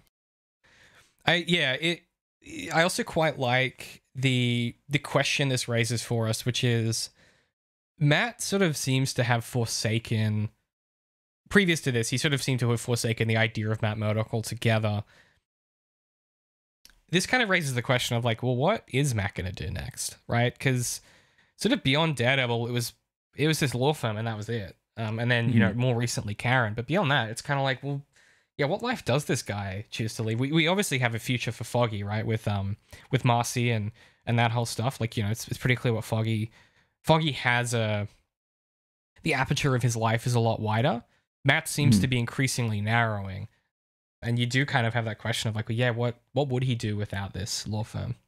Well, I think it's a cool kind of like, I don't know, there's a cool kind of symbol of how Matt is researching Daredevil stuff in the office, you know, sort of symbolizing that like that's what he's going to do with his life now. That is all that is going to occupy him. Yeah. That's really good. I didn't even notice that. Damn. Yeah. It really is. Okay, let's talk about we then get the scene with Ellison and Karen where Karen goes to the bulletin. Karen I'll save that bit for later. But yeah, she goes to the bulletin, and Ellison basically challenges her. This is what we were talking about earlier, where he says, "Why do you care so much about Frank Castle?" Because he knows the thing that Karen is denying to herself, which is, you know, this is about her brother in some capacity, and people misunderstanding someone and thinking that they're a monster when they're not. And that, like you said, that kind of sibling relationship she feels for Frank. And this desperate need to stop him from going too far. In some ways, maybe that's the relationship she had with her brother as well. It is kind of what the show is implying, right? It's just really clean, good stuff. And the fact that Ellison has her number in this regard, you know, he's a guy, he's, in the same way he had Ben's number, like he's a guy who just sort of, he kind of sees through people, not in the way that if Frank intuits people and kind of like subconsciously, Frank seems to like physically be in tune with people. You know, he like picks up on the background radiation of who they are. Ellison sees through them. It's a very different kind of knowing of people. Yeah, I thought it was really cool how, because it's related to the job of being a journalist. You know what Karen is going through, this sort of, you know, her panic state and her trauma. And the conversation was around, well, I don't have a story anymore because everything's gotten fucked up. And it's just cool seeing Ellison be very competent and knowledgeable about, like, yeah, like, you know, this is the life of a journalist, and he knew exactly the direction to steer her in and sort of provoke her to, yeah, find that motivation for herself. And yeah, it's just, you know, there's a reason he's the editor of this paper. Like, you know, he knows what he's talking about. I also think it's a pretty different character, right? Like it's an evolved characterization from the first season, right? Where he was kind of pushing Ben to do stories that like get the money or clicks or whatever. And in Ben's death, it seems like he's really come back into himself. Yeah, it's cool, right? Yeah. I love, you said this in season 1, but I love that the show just refuses to stop evolving their characters and refuses to let them finish whatever trajectory they're on. And even for these little background characters like Ellison, who obviously becomes more important next season, but yeah, it's the show's so interested and prioritizes all of the things that I am interested in and prioritize in stories. Yeah. And basically he convinces her, hey, like, you should do a profile of Frank. And he's like pressuring her in the moment. He's like, you need to get this done. And she sort of goes, I need to talk to someone who knows him, and the only person, and we all immediately think of the Colonel, because he's the only person from Frank's past that we know. And so that's what she thinks of as well. She's kind of set off in that direction to go speak to him. We then get Daredevil, basically, thanks to Foggy's help, goes to the sewers, to these like abandoned railway tunnels. Which must be murder on his olfactory senses. Oh, bro, if you're sniffing that good, that's going to be a problem. If you're a super sniffer to begin with, and then you go into the sewers, oh boy. He's got to get those, like, one of those nose clips that you can get for like swimming, you know? Maybe it's part of his suit. Maybe it's like a feature. Yeah. Or he's got like he's a Batman where he pushes a button and a little like filter slides down over his nose or something. That would be very. If this was Batman, he would have like ninja repellent or something. Oh yeah. He'd have the anti-ninja spray bottle or whatever. Yeah. Ninja be gone. Ninja be gone. This is an interesting fight for me because it's the first time the show has done slow-mo ramping in the same way that Zack Snyder does it, and it's for a very particular reason, right? It lets them call attention to how Matt is tracking them and solving the problem of them attacking him when he can't hear their heartbeats. And then when he gets socked in, so then they put their swords away because they realize that's what he's doing. And then when he gets punched in the mouth, they don't tell you this, they just show you this. He's bleeding, and the ninja that punched him has got his blood on his fist, and Matt is tracking presumably the scent of that blood as the guy's running away, or the sound of it dripping or something. Doesn't tell you that, but the way that when I talk about like structure as being informing of narrative, where it's like the way that you put scenes together tells you things. The fact that the shots you get, this is obviously just a cool shot effect. This isn't rocket science in filmmaking, but it's really simple stuff done well. Because the next shot you get is Matt having tracked them down to their lair, it's implicit that that's what he's done, because they show you the fist, they show you his mouth, and then they cut back to the fist, and a bit of blood drops on the floor. Just really, really simple stuff done well. Yeah. I love how, they put their swords away, and then they just sock him once, and then they fuck off. Like, it was just this one ninja who had some beef with him. He's like, fuck you. Just punches him and then runs off. Yeah, they could have just left. Yeah, exactly. But no. Old Jimmy just had to get one in. That's classic Jimmy. He'll be on a performance improvement plan. Don't worry about that. We then get the conversation. I mean, it's a good fight scene. I like it. So this basically implies that Matt he's on the trail, and we know presumably elsewhere so is Elektra on the way, and it's sort of a game of who gets there first, because she's going to break into the enemy base just to kill Stick, and Daredevil wants to go save him. Mm-hmm. We also then have Karen goes to the Colonel's house, and this is a really fascinating scene to me. So we get there, and he's very cordial and kind of affable. Like he just sort of seems like a nice old guy in some sense. Like, you know, he's got that like kind of gruff, retired general vibe, but he's hung up the guns, so to speak. Mm-hmm. You know, he's the retired gunslinger in some capacity. And they talk about Frank, and this is where he says what you mentioned before, which is he had a sixth sense about tricks, subconscious behavior, the way a brain works. It was spot on, unnerving the way he could look into a person's soul. And he says this, and as he's saying it, you know, Karen's sort of writing this down, and she goes to divulge to him that Frank is probably dead. You know, they haven't fished his body out of the water. And she turns her back on him because she's getting emotional. And so she doesn't see what we see, which is his body language subtly change, where he goes from the easy kind of movement he had before, and he sort of slowly freezes up and begins to his speech remains the same. But I started to go, hang on, what is going, like, something just changed. Like, because I didn't remember that he was the blacksmith at all. So I was like, what? Something just changed here. I don't know what's going on.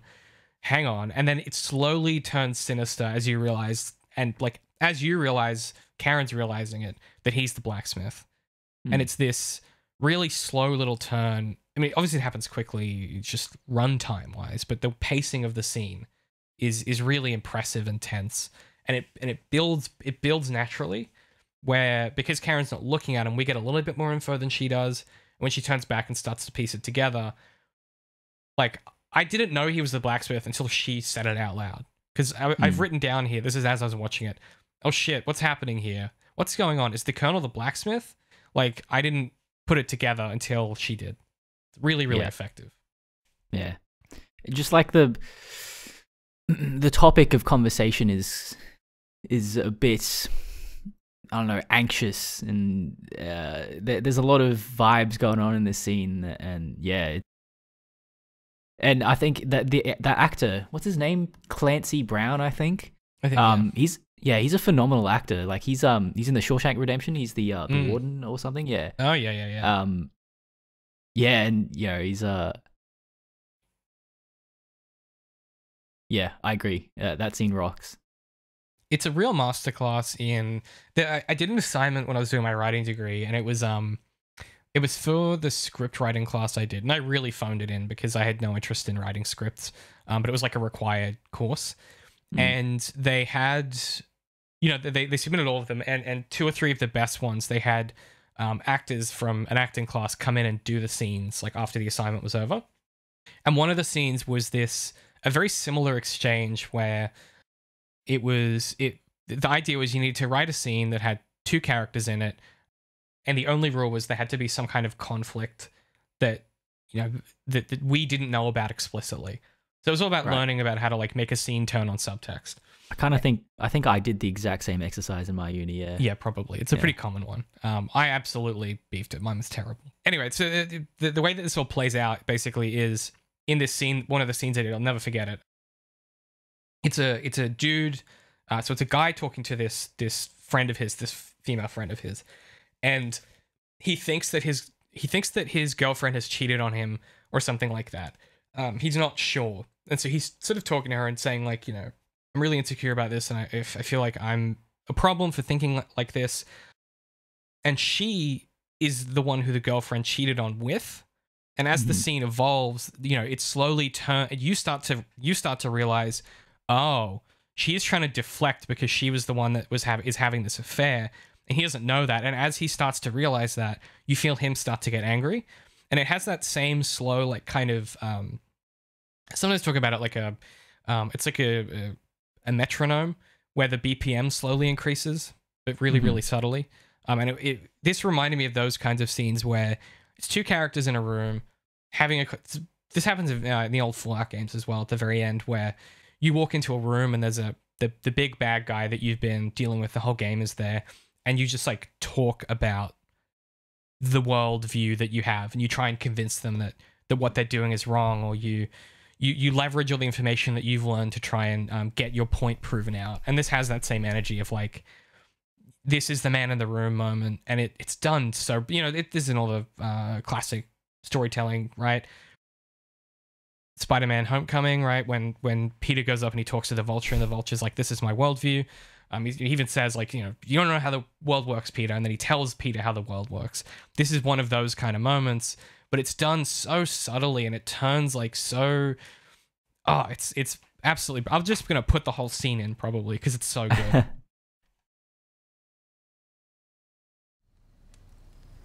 Police are sure? Well, they don't have an ID yet, but... Sorry. I was at the docks all night into the morning watching them just pull bodies out of the water, and there's no way anyone could have...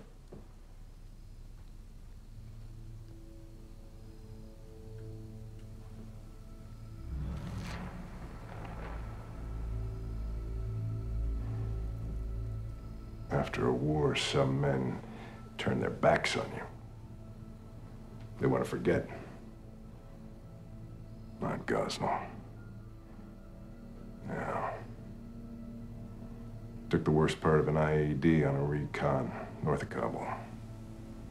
Left half his face on a dirt road. Spent the better part of a year in a hospital. But that kid never gave up. Never gave in.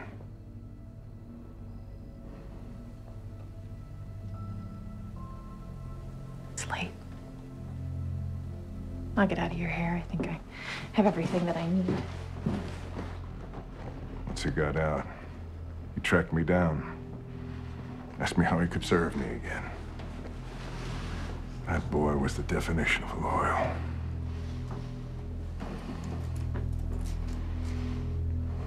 Or was, before Frank Castle murdered him. Colonel, please. Just think I should go. I'll walk you out. Also, just the actual what he's saying about Frank is also, it's really interesting stuff. It's just like really compelling characterization about, and that lines up with everything you've seen about him so far. The language he uses, it really tickles my brain. What he says, he's a knack for tics and subconscious behaviors. It's unnerving how he could look into a person's soul. I don't know, it's very elegant and sounds good. Yeah. My one takeaway here, if you were thinking about like what could I learn from this, or how could I start thinking about dialogue differently? I've said this. I don't know if in this show, maybe I have. I don't know. I've done so much stuff I forget, but one of the ways that you can craft really compelling dialogue is if you assume that both characters in a conversation want to talk about different things. The best example I can think, so like obviously this is what's happening here, right? Karen wants to know good things about Frank, and the second that she spots the photo, he tries to steer the conversation in a way to buy him time to pick up the gun, and she's still trying to work out what's happening. One of my favorite examples when you have these characters doing this is it's the opening of The Social Network when Mark and his girlfriend are having a conversation, and she thinks they're talking about finals. She thinks they're talking about finals, and he's talking about fraternities. And they both keep missing each other in what they're talking about, and it kind of leads to this conflict that obviously then they break up. It's a very it's a masterclass in how you construct a scene like this, where the second that Mark picks up on what she's talking about, he tries to turn it into what he wants to talk about. Mm-hmm. Is very much in that mode, where the conflict is kind of the push and put. You got a really good dialogue is like a tug of war, where both characters are trying to get something different out of it, and that's what breeds the conflict. Mm-hmm. Good, just absolutely spot on storytelling. Again, really simple stuff, but just done incredibly well and tuned so finely. Mm. Also gotta wonder, like, do you think that the length makes a difference? Because this stuff isn't on commercial TV, so they don't have to like adhere to a particular length. So you can get away with, you know, this scene in a 42-minute show would have been paced and chopped for time, right? Like this is the kind of scene you don't get, I don't think, in like a typical broadcast show. I think you're right. Yeah, it does it uses silence pretty well, I think. Did you have any questions or reservations about the connection that Karen made in order to figure out that he was the blacksmith?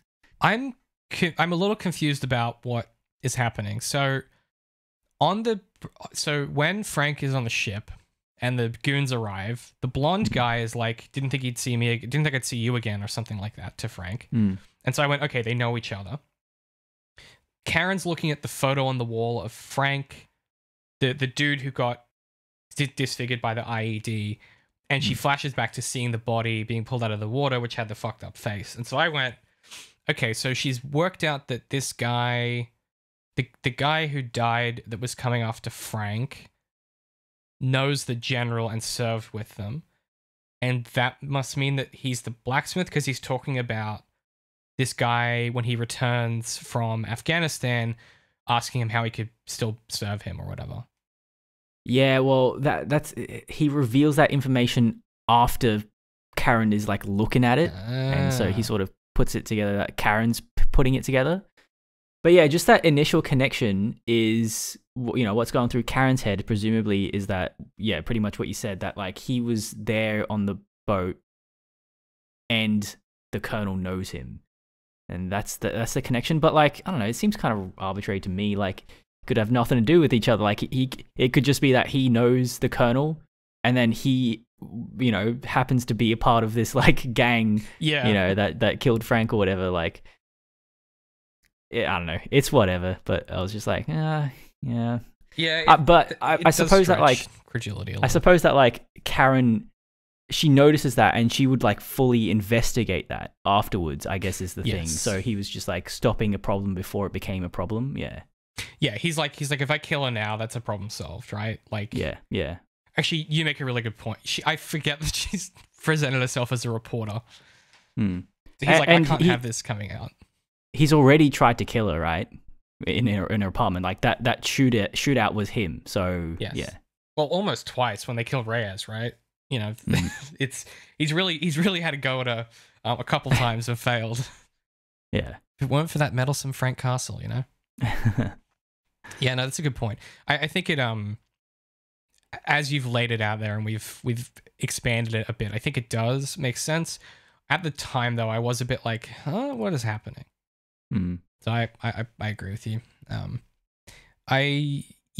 We then get this is such a listen. I often browbeat when it comes to the superhero stuff. I'm not the biggest fan, you guys all know this, but I cannot get enough of the like whisper coaching that Stick does for Matt as he's fighting these ninjas. It's so cool. It's the coolest idea I've seen in ages in like a superhero thing. For those of you who haven't seen it, basically like Daredevil's mixing it up with these ninjas, and they've put their swords away because they realize that's how Matt's tracking them. And from like the next room downstairs or wherever where Stick is being tortured, as he's being tortured, he's whispering to Matt, being like, you know, you were listening to their hearts. That's kid shit. You want to know the next level, right? At some point they have to breathe out, and when they do, you know, go get him, kid. And you know, Matt's getting beaten up, and he hears a guy breathe out, and then he just starts fucking owning these, and he beats the shit out of them. And then he like, it's a very quick like 4, 5, 6 beat as he does it. And then he lets out this like animal grunt when he's beating down the last guy. It's so cool. This is where I'm like, yeah, why aren't we doing this stuff more? Because this rules. It also, when you said this in the last episode, I was thinking about this scene, about how you were saying the fights are about like willpower. Yeah, and that animal scream he lets out at the end is like exactly that. Yeah. And that's kind of what I was saying too when you said, you know, when we talk about the oh, they need to overcome this obstacle or whatever. This is the escalation from, okay, you can't hear their hearts, track their weapons. Now they've worked that out. So then it's like, okay, well, now you need to overcome this. It's that continual incremental, how do you make it increasingly harder? Without, and this is the really important thing, without doing the Dragon Ball Z thing of like, well, he's just stronger than the last guy. It's like, no, these are different challenges to overcome. We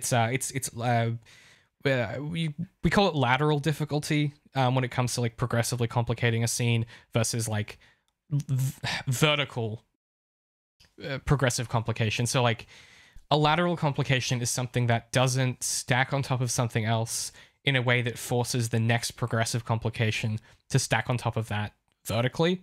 Because what you can sometimes end up with in a story is exactly what happens with something like Dragon Ball Z, where you start off with like, okay, well, this character is X powerful, and the bad guy is X amount more powerful. So they need to become more powerful than the bad guy.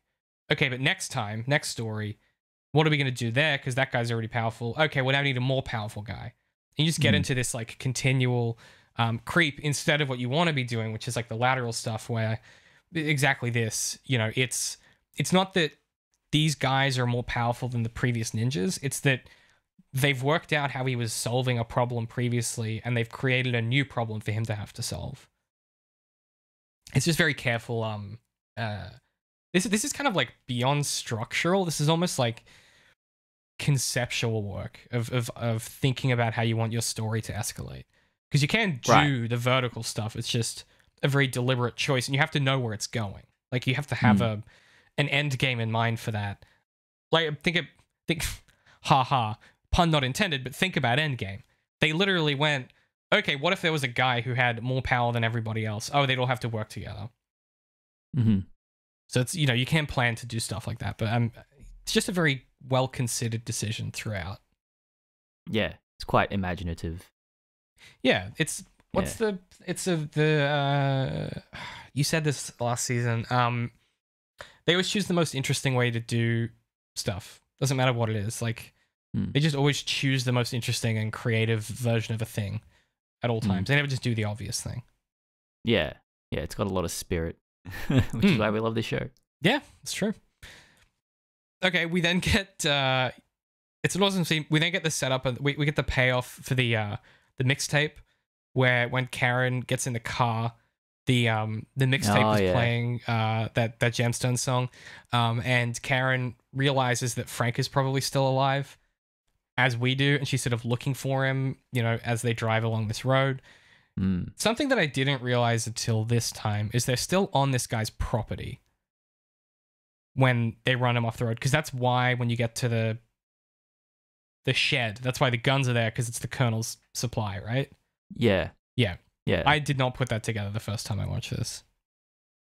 I also, you know, that setup and payoff of the music track, I think, I kind of think it's meant to be that it's Frank letting Karen know to like put a seatbelt on or something. Yeah, that's kind of what I'm saying. Like he's letting her know that he's still alive and about to save her. Well, exactly. Asterisk, do something that might save her, because this could have gone real wrong. Yeah, imagine she just like broke her neck. Yeah, it's a really wild gambit. It's a really cool scene. I don't know. Sorry, we don't actually get the crash yet. So yeah, she gets in the car. She starts to think that he's still alive, and then we cut back to the ninjas where Elektra shows up and she throws one of her little trident things at Stick, and that catches it in midair. It's a sick little stunt, and they do it with a match cut as well. Like it's very subtle. But before anything else can kind of escalate, Nobu turns up, presumably does some bad Japanese again. It's starting to sound better, but I also have no radar for whether or not it is. It is. This is I remember this scene is when I was talking about that in the first season about how he got better. Yeah, it's specifically this scene. Okay. Yeah. It is slightly better. That's good to know.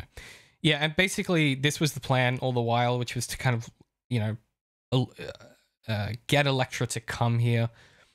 And we then go back to another sequence as a kid where this dude that she was beating up in practice that she almost killed, comes at her with a knife.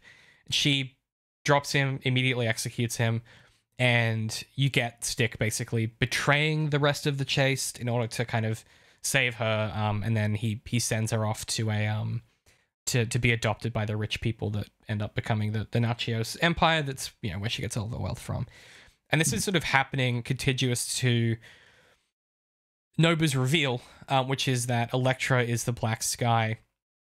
And if you didn't think this story was asking questions about self-determinism before, boy howdy, it sure is now. Because basically, Matt says no one gets to tell you who you are, which is sort of Stick's mantra to Matt as a kid, where he's like, you can either be a victim or you can determine your own fate. And obviously Elektra is sort of wrestling with this question of maybe I am just the Black Sky and it's inevitable that I am this and nothing more than this. And this is why I've been struggling my entire life. And it sort of has this kind of inevitable parallel to, I guess, Matt and like his, the us Murdock boys got the devil in us kind of thing. Like this idea that there are immutable things about yourself that you can choose to accept or that you can choose to struggle against. And which ones you choose to accept and which ones you choose to kind of fight against are who you are. Like that's what makes you the person you are. And this feels very much like that moment for Elektra of, hey, what is it that you want to be? Like, who are you going to choose to be? And like we were saying earlier, Matt sort of decides that, he basically proves her wrong about this by putting himself at the end of her sword and saying like, if you really are the Black Sky, you need to kill me because Daredevil is an enemy of the hand. And she obviously can't do it. And then it's all on and they get into a big scuffle. It's a really great scene. Yeah. Yeah, Matt forcing Elektra to decide at the expense of his own life. Like he can't help but save everyone. Yeah. Like this is what Claire was talking about. This is exactly what she was referring to, is that he's just like, he's so self-destructive because he's just so compelled to help other people and save other people and just be a hero pretty much. Yeah, but here's the question though. Is it he can't help but be a hero, or is it that he can't help but be a martyr? Because Claire's like, you at some point you'll have to come down off that cross and spend time with the rest of us. And this is a moment where like he is putting himself on the cross and sort of saying, I will be the sacrifice if that is what you want. And I think in a story that is currently talking extensively and like relentlessly about resurrection, I don't think it's an accident that Matt puts himself in this position and we're thinking about resurrection and death. Spoilers, Jesus comes back in that story once he sacrifices him. I know. It's crazy. The rock moves itself, Pat. You wouldn't believe it. But yeah, I mean, it's just all of these things are in kind of conversation with each other in this moment where there's a version of this where she just runs him through with a sword. We've been saying that since the start of season 1, but there is a conviction this show has that makes me go, yeah, they might just do that. They might just kill this guy. True. Yeah. And then the rest of the season is them just wrapping up what all happens afterwards. Like, or he gets run through and we know there's a way to bring people back to life. That's the other thing. Yeah, true. Well, yeah. So that's kind of a George R. Martinian sort of direction to take the story. So yeah, the flashback scene with Ellie. There's a lot of emotion in that scene. It's like a lot of it's sort of establishing an emotional cornerstone for Elektra. And I love that bit where, and we it gives another dimension to Stick as well when he says, "Forget my little Ellie, never." And then the final shot is, Ellie standing there. She's really small, and then Stick backs out of frame, and it's, I don't know. There's a lot of like symbolism there, I feel. Yeah, I think she feels like he abandoned her in this moment. And I think the difference between her relationship with Stick and Matt's relationship with Stick is like Stick walks away from Matt when this kind of vulnerability becomes possible between them. Mhm. It's almost like this was the one that he had in him. And then after this, he can't bear to get close to anyone again. Right. But in a sense, it is sort of it is the same as how he left both children is kind of the same. Like he left them at very vulnerable moments, and obviously then you have that contrast of Elektra chooses to kill Stick, but Matt chooses to save him, and then we get that moment of Stick telling Matt that he's proud of him. And you get like a father-son moment, essentially. It's good. Yeah. And it's also like they also do the whisper exchange again during this confrontation with Nobu. And what a cool idea. Like the ability for them to be having a conversation like while this is all happening that no one else can hear. Very, very cool. Yeah, what you were saying before about like, just this is like a conceptual sort of storytelling idea, just like very unique to this story, and just it's imaginative and cool. And reserved, I think it's very reserved to only employ this now. You could imagine this being the way that Daredevil what I mean by this is you could imagine this being Daredevil's equivalent of how Batman has like a communicator in his cowl or whatever. Yeah. True. And they just don't play into that in a way that I think a more obvious show might. Yeah, no, you're right. I love that. Yeah, they are pretty reserved with with that. Just the fact that it's in like this one particular episode is like, it's cool. It's cool when you're rewatching the show, especially. Yeah. Just throwing water on myself, which is good. Nice. Yeah, it's fine. Just living with it. Yeah, really, really excellent scene. Basically Matt convinces her, right? And she decides to help them. We then cut to Karen's car getting run off the road. She is just having the worst 48 hours in history. Like she's been shot at 3 times, threatened twice. Her car just got totaled. She's in this car crash. Yeah. She probably hasn't slept in 48 hours. At least she had time for a shower, so there's that. Yeah, she's having a bad one. Frank basically rams them off the road and drags the Colonel into this shed. And Karen says, if you do this, you'll be dead to me. And the first words that Frank say in this episode since he faked his death last episode is he says, I'm already dead. And he shoots the Colonel, and then we cut to Karen presumably just hearing the gunshot, and she kind of falls to her knees in defeat, I guess. She was unable to save Frank from himself. I guess you've got to imagine that's what's running through her head. Yeah. It's funny, like the actual content of both of these two parallel storylines, and like, they cut between them quite frequently in this episode. Elektra makes the decision to, help out Stick and Matt. They're fighting ninjas, and then it cuts to Karen, scrambling out of the car in this drug deal conspiracy plot line. Like it's pretty polarized, which is as I said, like I think it's confusing to a lot of people maybe, and that's probably why like it's not looked upon fondly this season. I guess because those ideas are putting themselves in opposition to each other, obviously to achieve something very specific. Yeah. But that friction could be a problem for some people, I guess. Yeah. Well, yeah, I think it's hard to see the connection there. But if you do see the connection, it's really fucking cool. Yeah. So what that is, you know, Frank's story seems to be about how he's past redemption. Karen's trying to redeem him. She says, like, you know, if you kill him, that's it. I'm done. I'm giving up on you. And then he says, I'm already dead. And he shuts the door.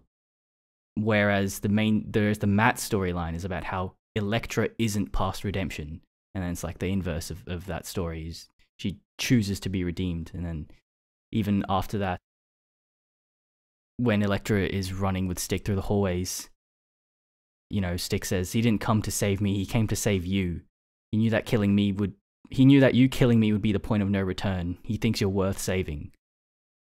So yeah, there's a lot of parallels about like redemption in this episode particularly. Mm. And it's what connects the two storylines thematically.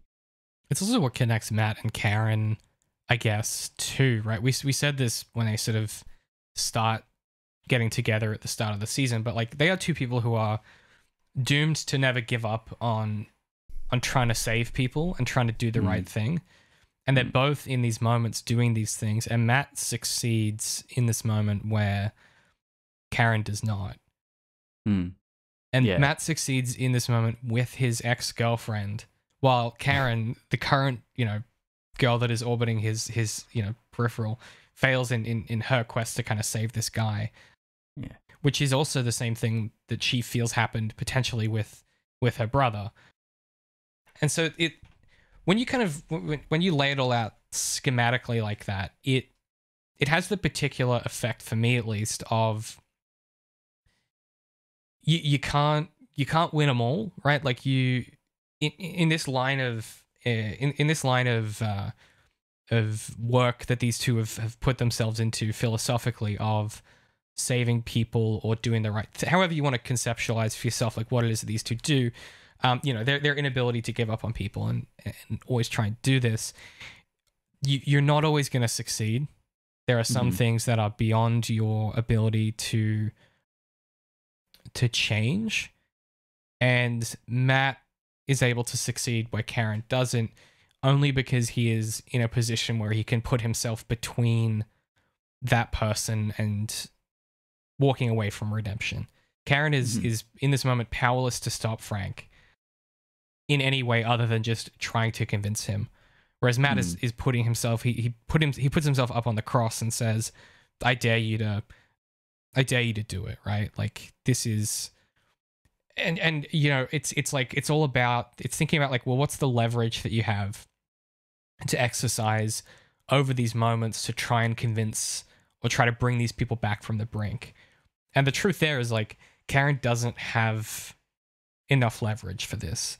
She cannot overcome Frank's kind of flat force of will, you know, his flat worldview or his flat philosophy, because of what we said before, which is you know, these things for him aren't things you can convince someone of. They are just facts, like in the same way that gravity is a fact. He's dead is a fact to him. You can't change that by convincing him otherwise or trying to convince him of a pathology of perspective. Like, it's impossible for him. Whereas Elektra isn't at that point yet. Like you said, she's not beyond saving. Yeah, it's so cool that the show explores those two parallel mirroring plot lines. And they're so tonally dissonant, which is what you were like. The genre content of them is so different. Yeah.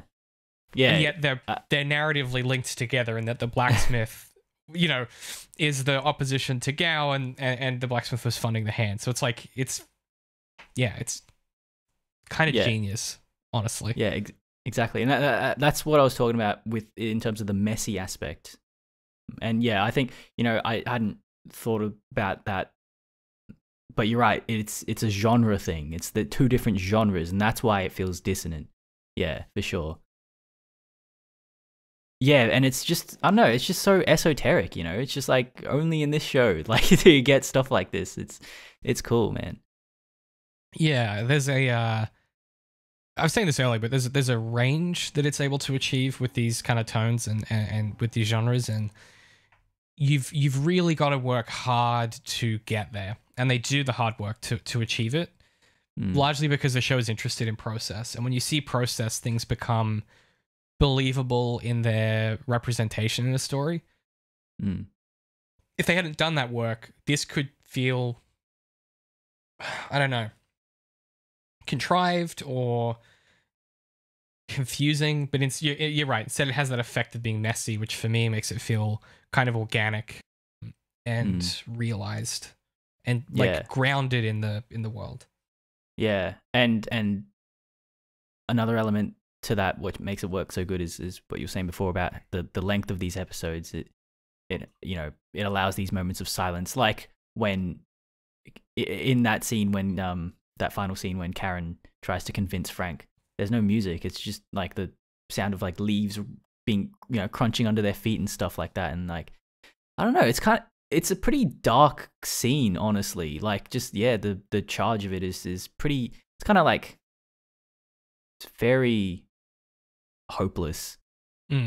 Yeah, and Karen is just she's just picked the toughest battles, man.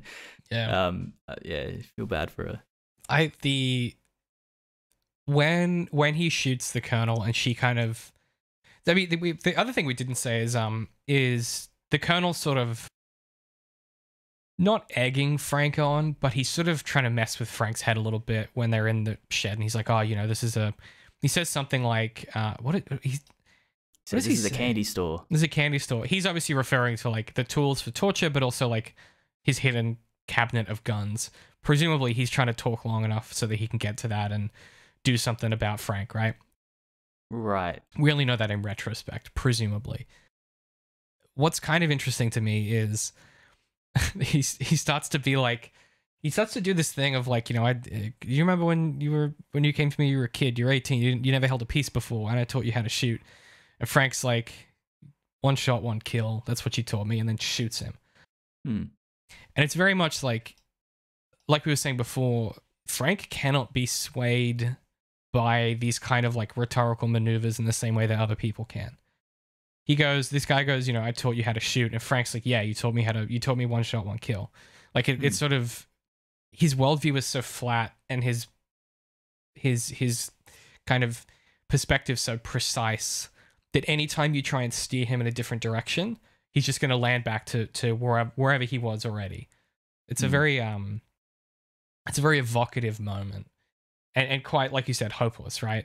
And this is the tragedy of Frank Castle, is that he cannot change. Like, he is a man beyond changing or saving himself, or however you want to phrase that. It's just another, the way that exchange plays out, it's just another example of that. Yeah, absolutely. Now, we don't have to do this, but I want to have a spoiler section, because you've seen the Punisher show, right? Yes, a long time ago, but yeah, I've seen it. Okay. Well, because that mystery is set up right here in this episode. What happened at Kandahar? Yes. And I've seen the first season of the Punisher. I can't remember if that gets resolved in that season. It doesn't get resolved, but it gets developed. Okay. Yeah. Do you remember what the go is with that situation? No, I don't. Okay. Well, never mind then. I remember schematically what's happening in that season, which is like he's working with, I think he's like a ex-CIA or some intelligence agent who's been burned by the government, and they're trying to investigate what happened to Frank's family. But beyond that, I don't have a good recollection for what happened. Yeah. Because it's quite absurd how deep this rabbit hole apparently goes regarding this one incident. Like, like it seems pretty comprehensive that it was a sting operation set up by, the feds, and a drug deal between three groups, and then it just went wrong. But then in the Colonel's final moments, he goes, "No, you think it's about a drug deal gone wrong? It's so much more than that." And I'm just thinking, like, how is it so much more than that? How have you made another 2 seasons of a different show about this? Like, yeah. It's very much there's I don't know who said it, but it's like you can make an entire show from one sentence of a different show if it's a good enough sentence. Which is ostensibly Better Call Saul, right? It's like, oh, what if we did a show about the funny, sad lawyer guy? But yeah, you're right. I mean, it is ridiculous how informing that ends up being for The Punisher as a TV show. Yeah. But I also think it just reveals the priorities of what this universe, I'm going to use that word, I mean it in like inverted commas, is prioritizing, right? Like what the Defenders apparatus is interested in. And yeah, it is funny to think that line gets dropped and you get the grim dark espionage story, which is The Punisher, several frames after Daredevil fights a bunch of ninjas in a basement. And it's just funny how it's always still connected to his family. Like, bro, this is like the biggest conspiracy to ever have conspired. That's true. Yeah. He's an unlucky guy, you know? Yeah. Frank Castle, unluckiest man alive. As we said before too, so the shed is full of he basically finds a little hidden area. It's full of weapons. He looks at the minigun, and I've written down, oh yes, it's the minigun from the comics. And he also gets the bulletproof vest, which kind of vaguely already has a skull shape to it, and he's gonna do something with that. And they mix in the opening theme with Frank's theme. Okay. In the score. It's very cool. Like, as he's looking at all this stuff, it's a very cool moment. It's as he's looking at the bulletproof vest. And so they mix in that like piano melody with you should just listen to it. Fucking rules. Really, really good choice of score there. And then, of course, we cut back and, you know, Elektra's helping Stick escape. And it seems like he's like, you know, he's in a bit of trouble. Maybe he won't make it out. We don't know. And then Matt just absolutely pancakes the shit out of Nobu. Like, Nobu gets in maybe 2 punches in this exchange. And Matt just like, fuck it, just knocks the crap out of him and chucks him over a railing. He's a different beast right now. Matt is in his, like, he's in the zone right now. He's found whatever the vibe is, he's got it. Yeah. It's crazy. We've never seen him be this comprehensive, like, that quickly. It's pretty spectacular. And yeah, and then this was where I started to think about this season presenting violence as that kind of force of conviction or force of will or force of determination. Very, very cool. And then of course we get Nobu being like, you know, Daredevil must be killed or whatever. He says. As far as like closing an episode, this might be one of my favorite ways to do that. Daredevil must die.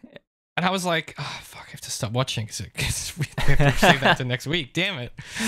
I don't remember how this resolves. Yeah, a very, very cool ending. Yeah, I mean, I guess we'll see what happens, you know? I'm, from memory, I don't think he does die, but, you know, we'll find out, won't we? They might have edited the Disney Plus version, done some reshoots, you don't know. In the Disney cut, he gets murdered. Yeah, strangely enough. Yeah. They were like, the Defenders never happened. Cut that out. Kill him. Yeah, before true. That. Yeah. Or I wish. No, I'm kidding. The Defenders has its problems. Speaking of, so next time we're doing the final episode of this season, which is episode 26, A Cold Day in Hell's Kitchen, season 2, episode 13. And then we'll be tackling the Defenders. I haven't yet separated the Defenders, but it's short enough that I was thinking maybe we can do it in 2 or 3 episodes. I just need to do a bit more research and see if I have enough to say about it for it to be 3 episodes. But yeah, we'll flag that. I'll do that work before next recording, so that you guys know how that'll be separated. You may also notice a break in publication scheduling. I'll self-insert an edit to explain what that might look like. I just haven't worked it out yet. Production, David here. Just to explain what happened, the week we recorded the next episode of the show, so the Daredevil Season 2 finale episode, is actually the week when the SAG-AFTRA podcast guidelines for the strike came out.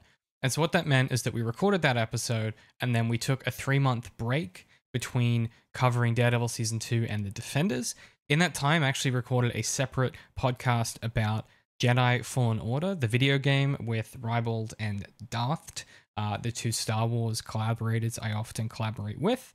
You can actually find that over at ZeroIndent.com or youtube.com/ZeroIndent. And then you'll actually hear The Defenders as scheduled.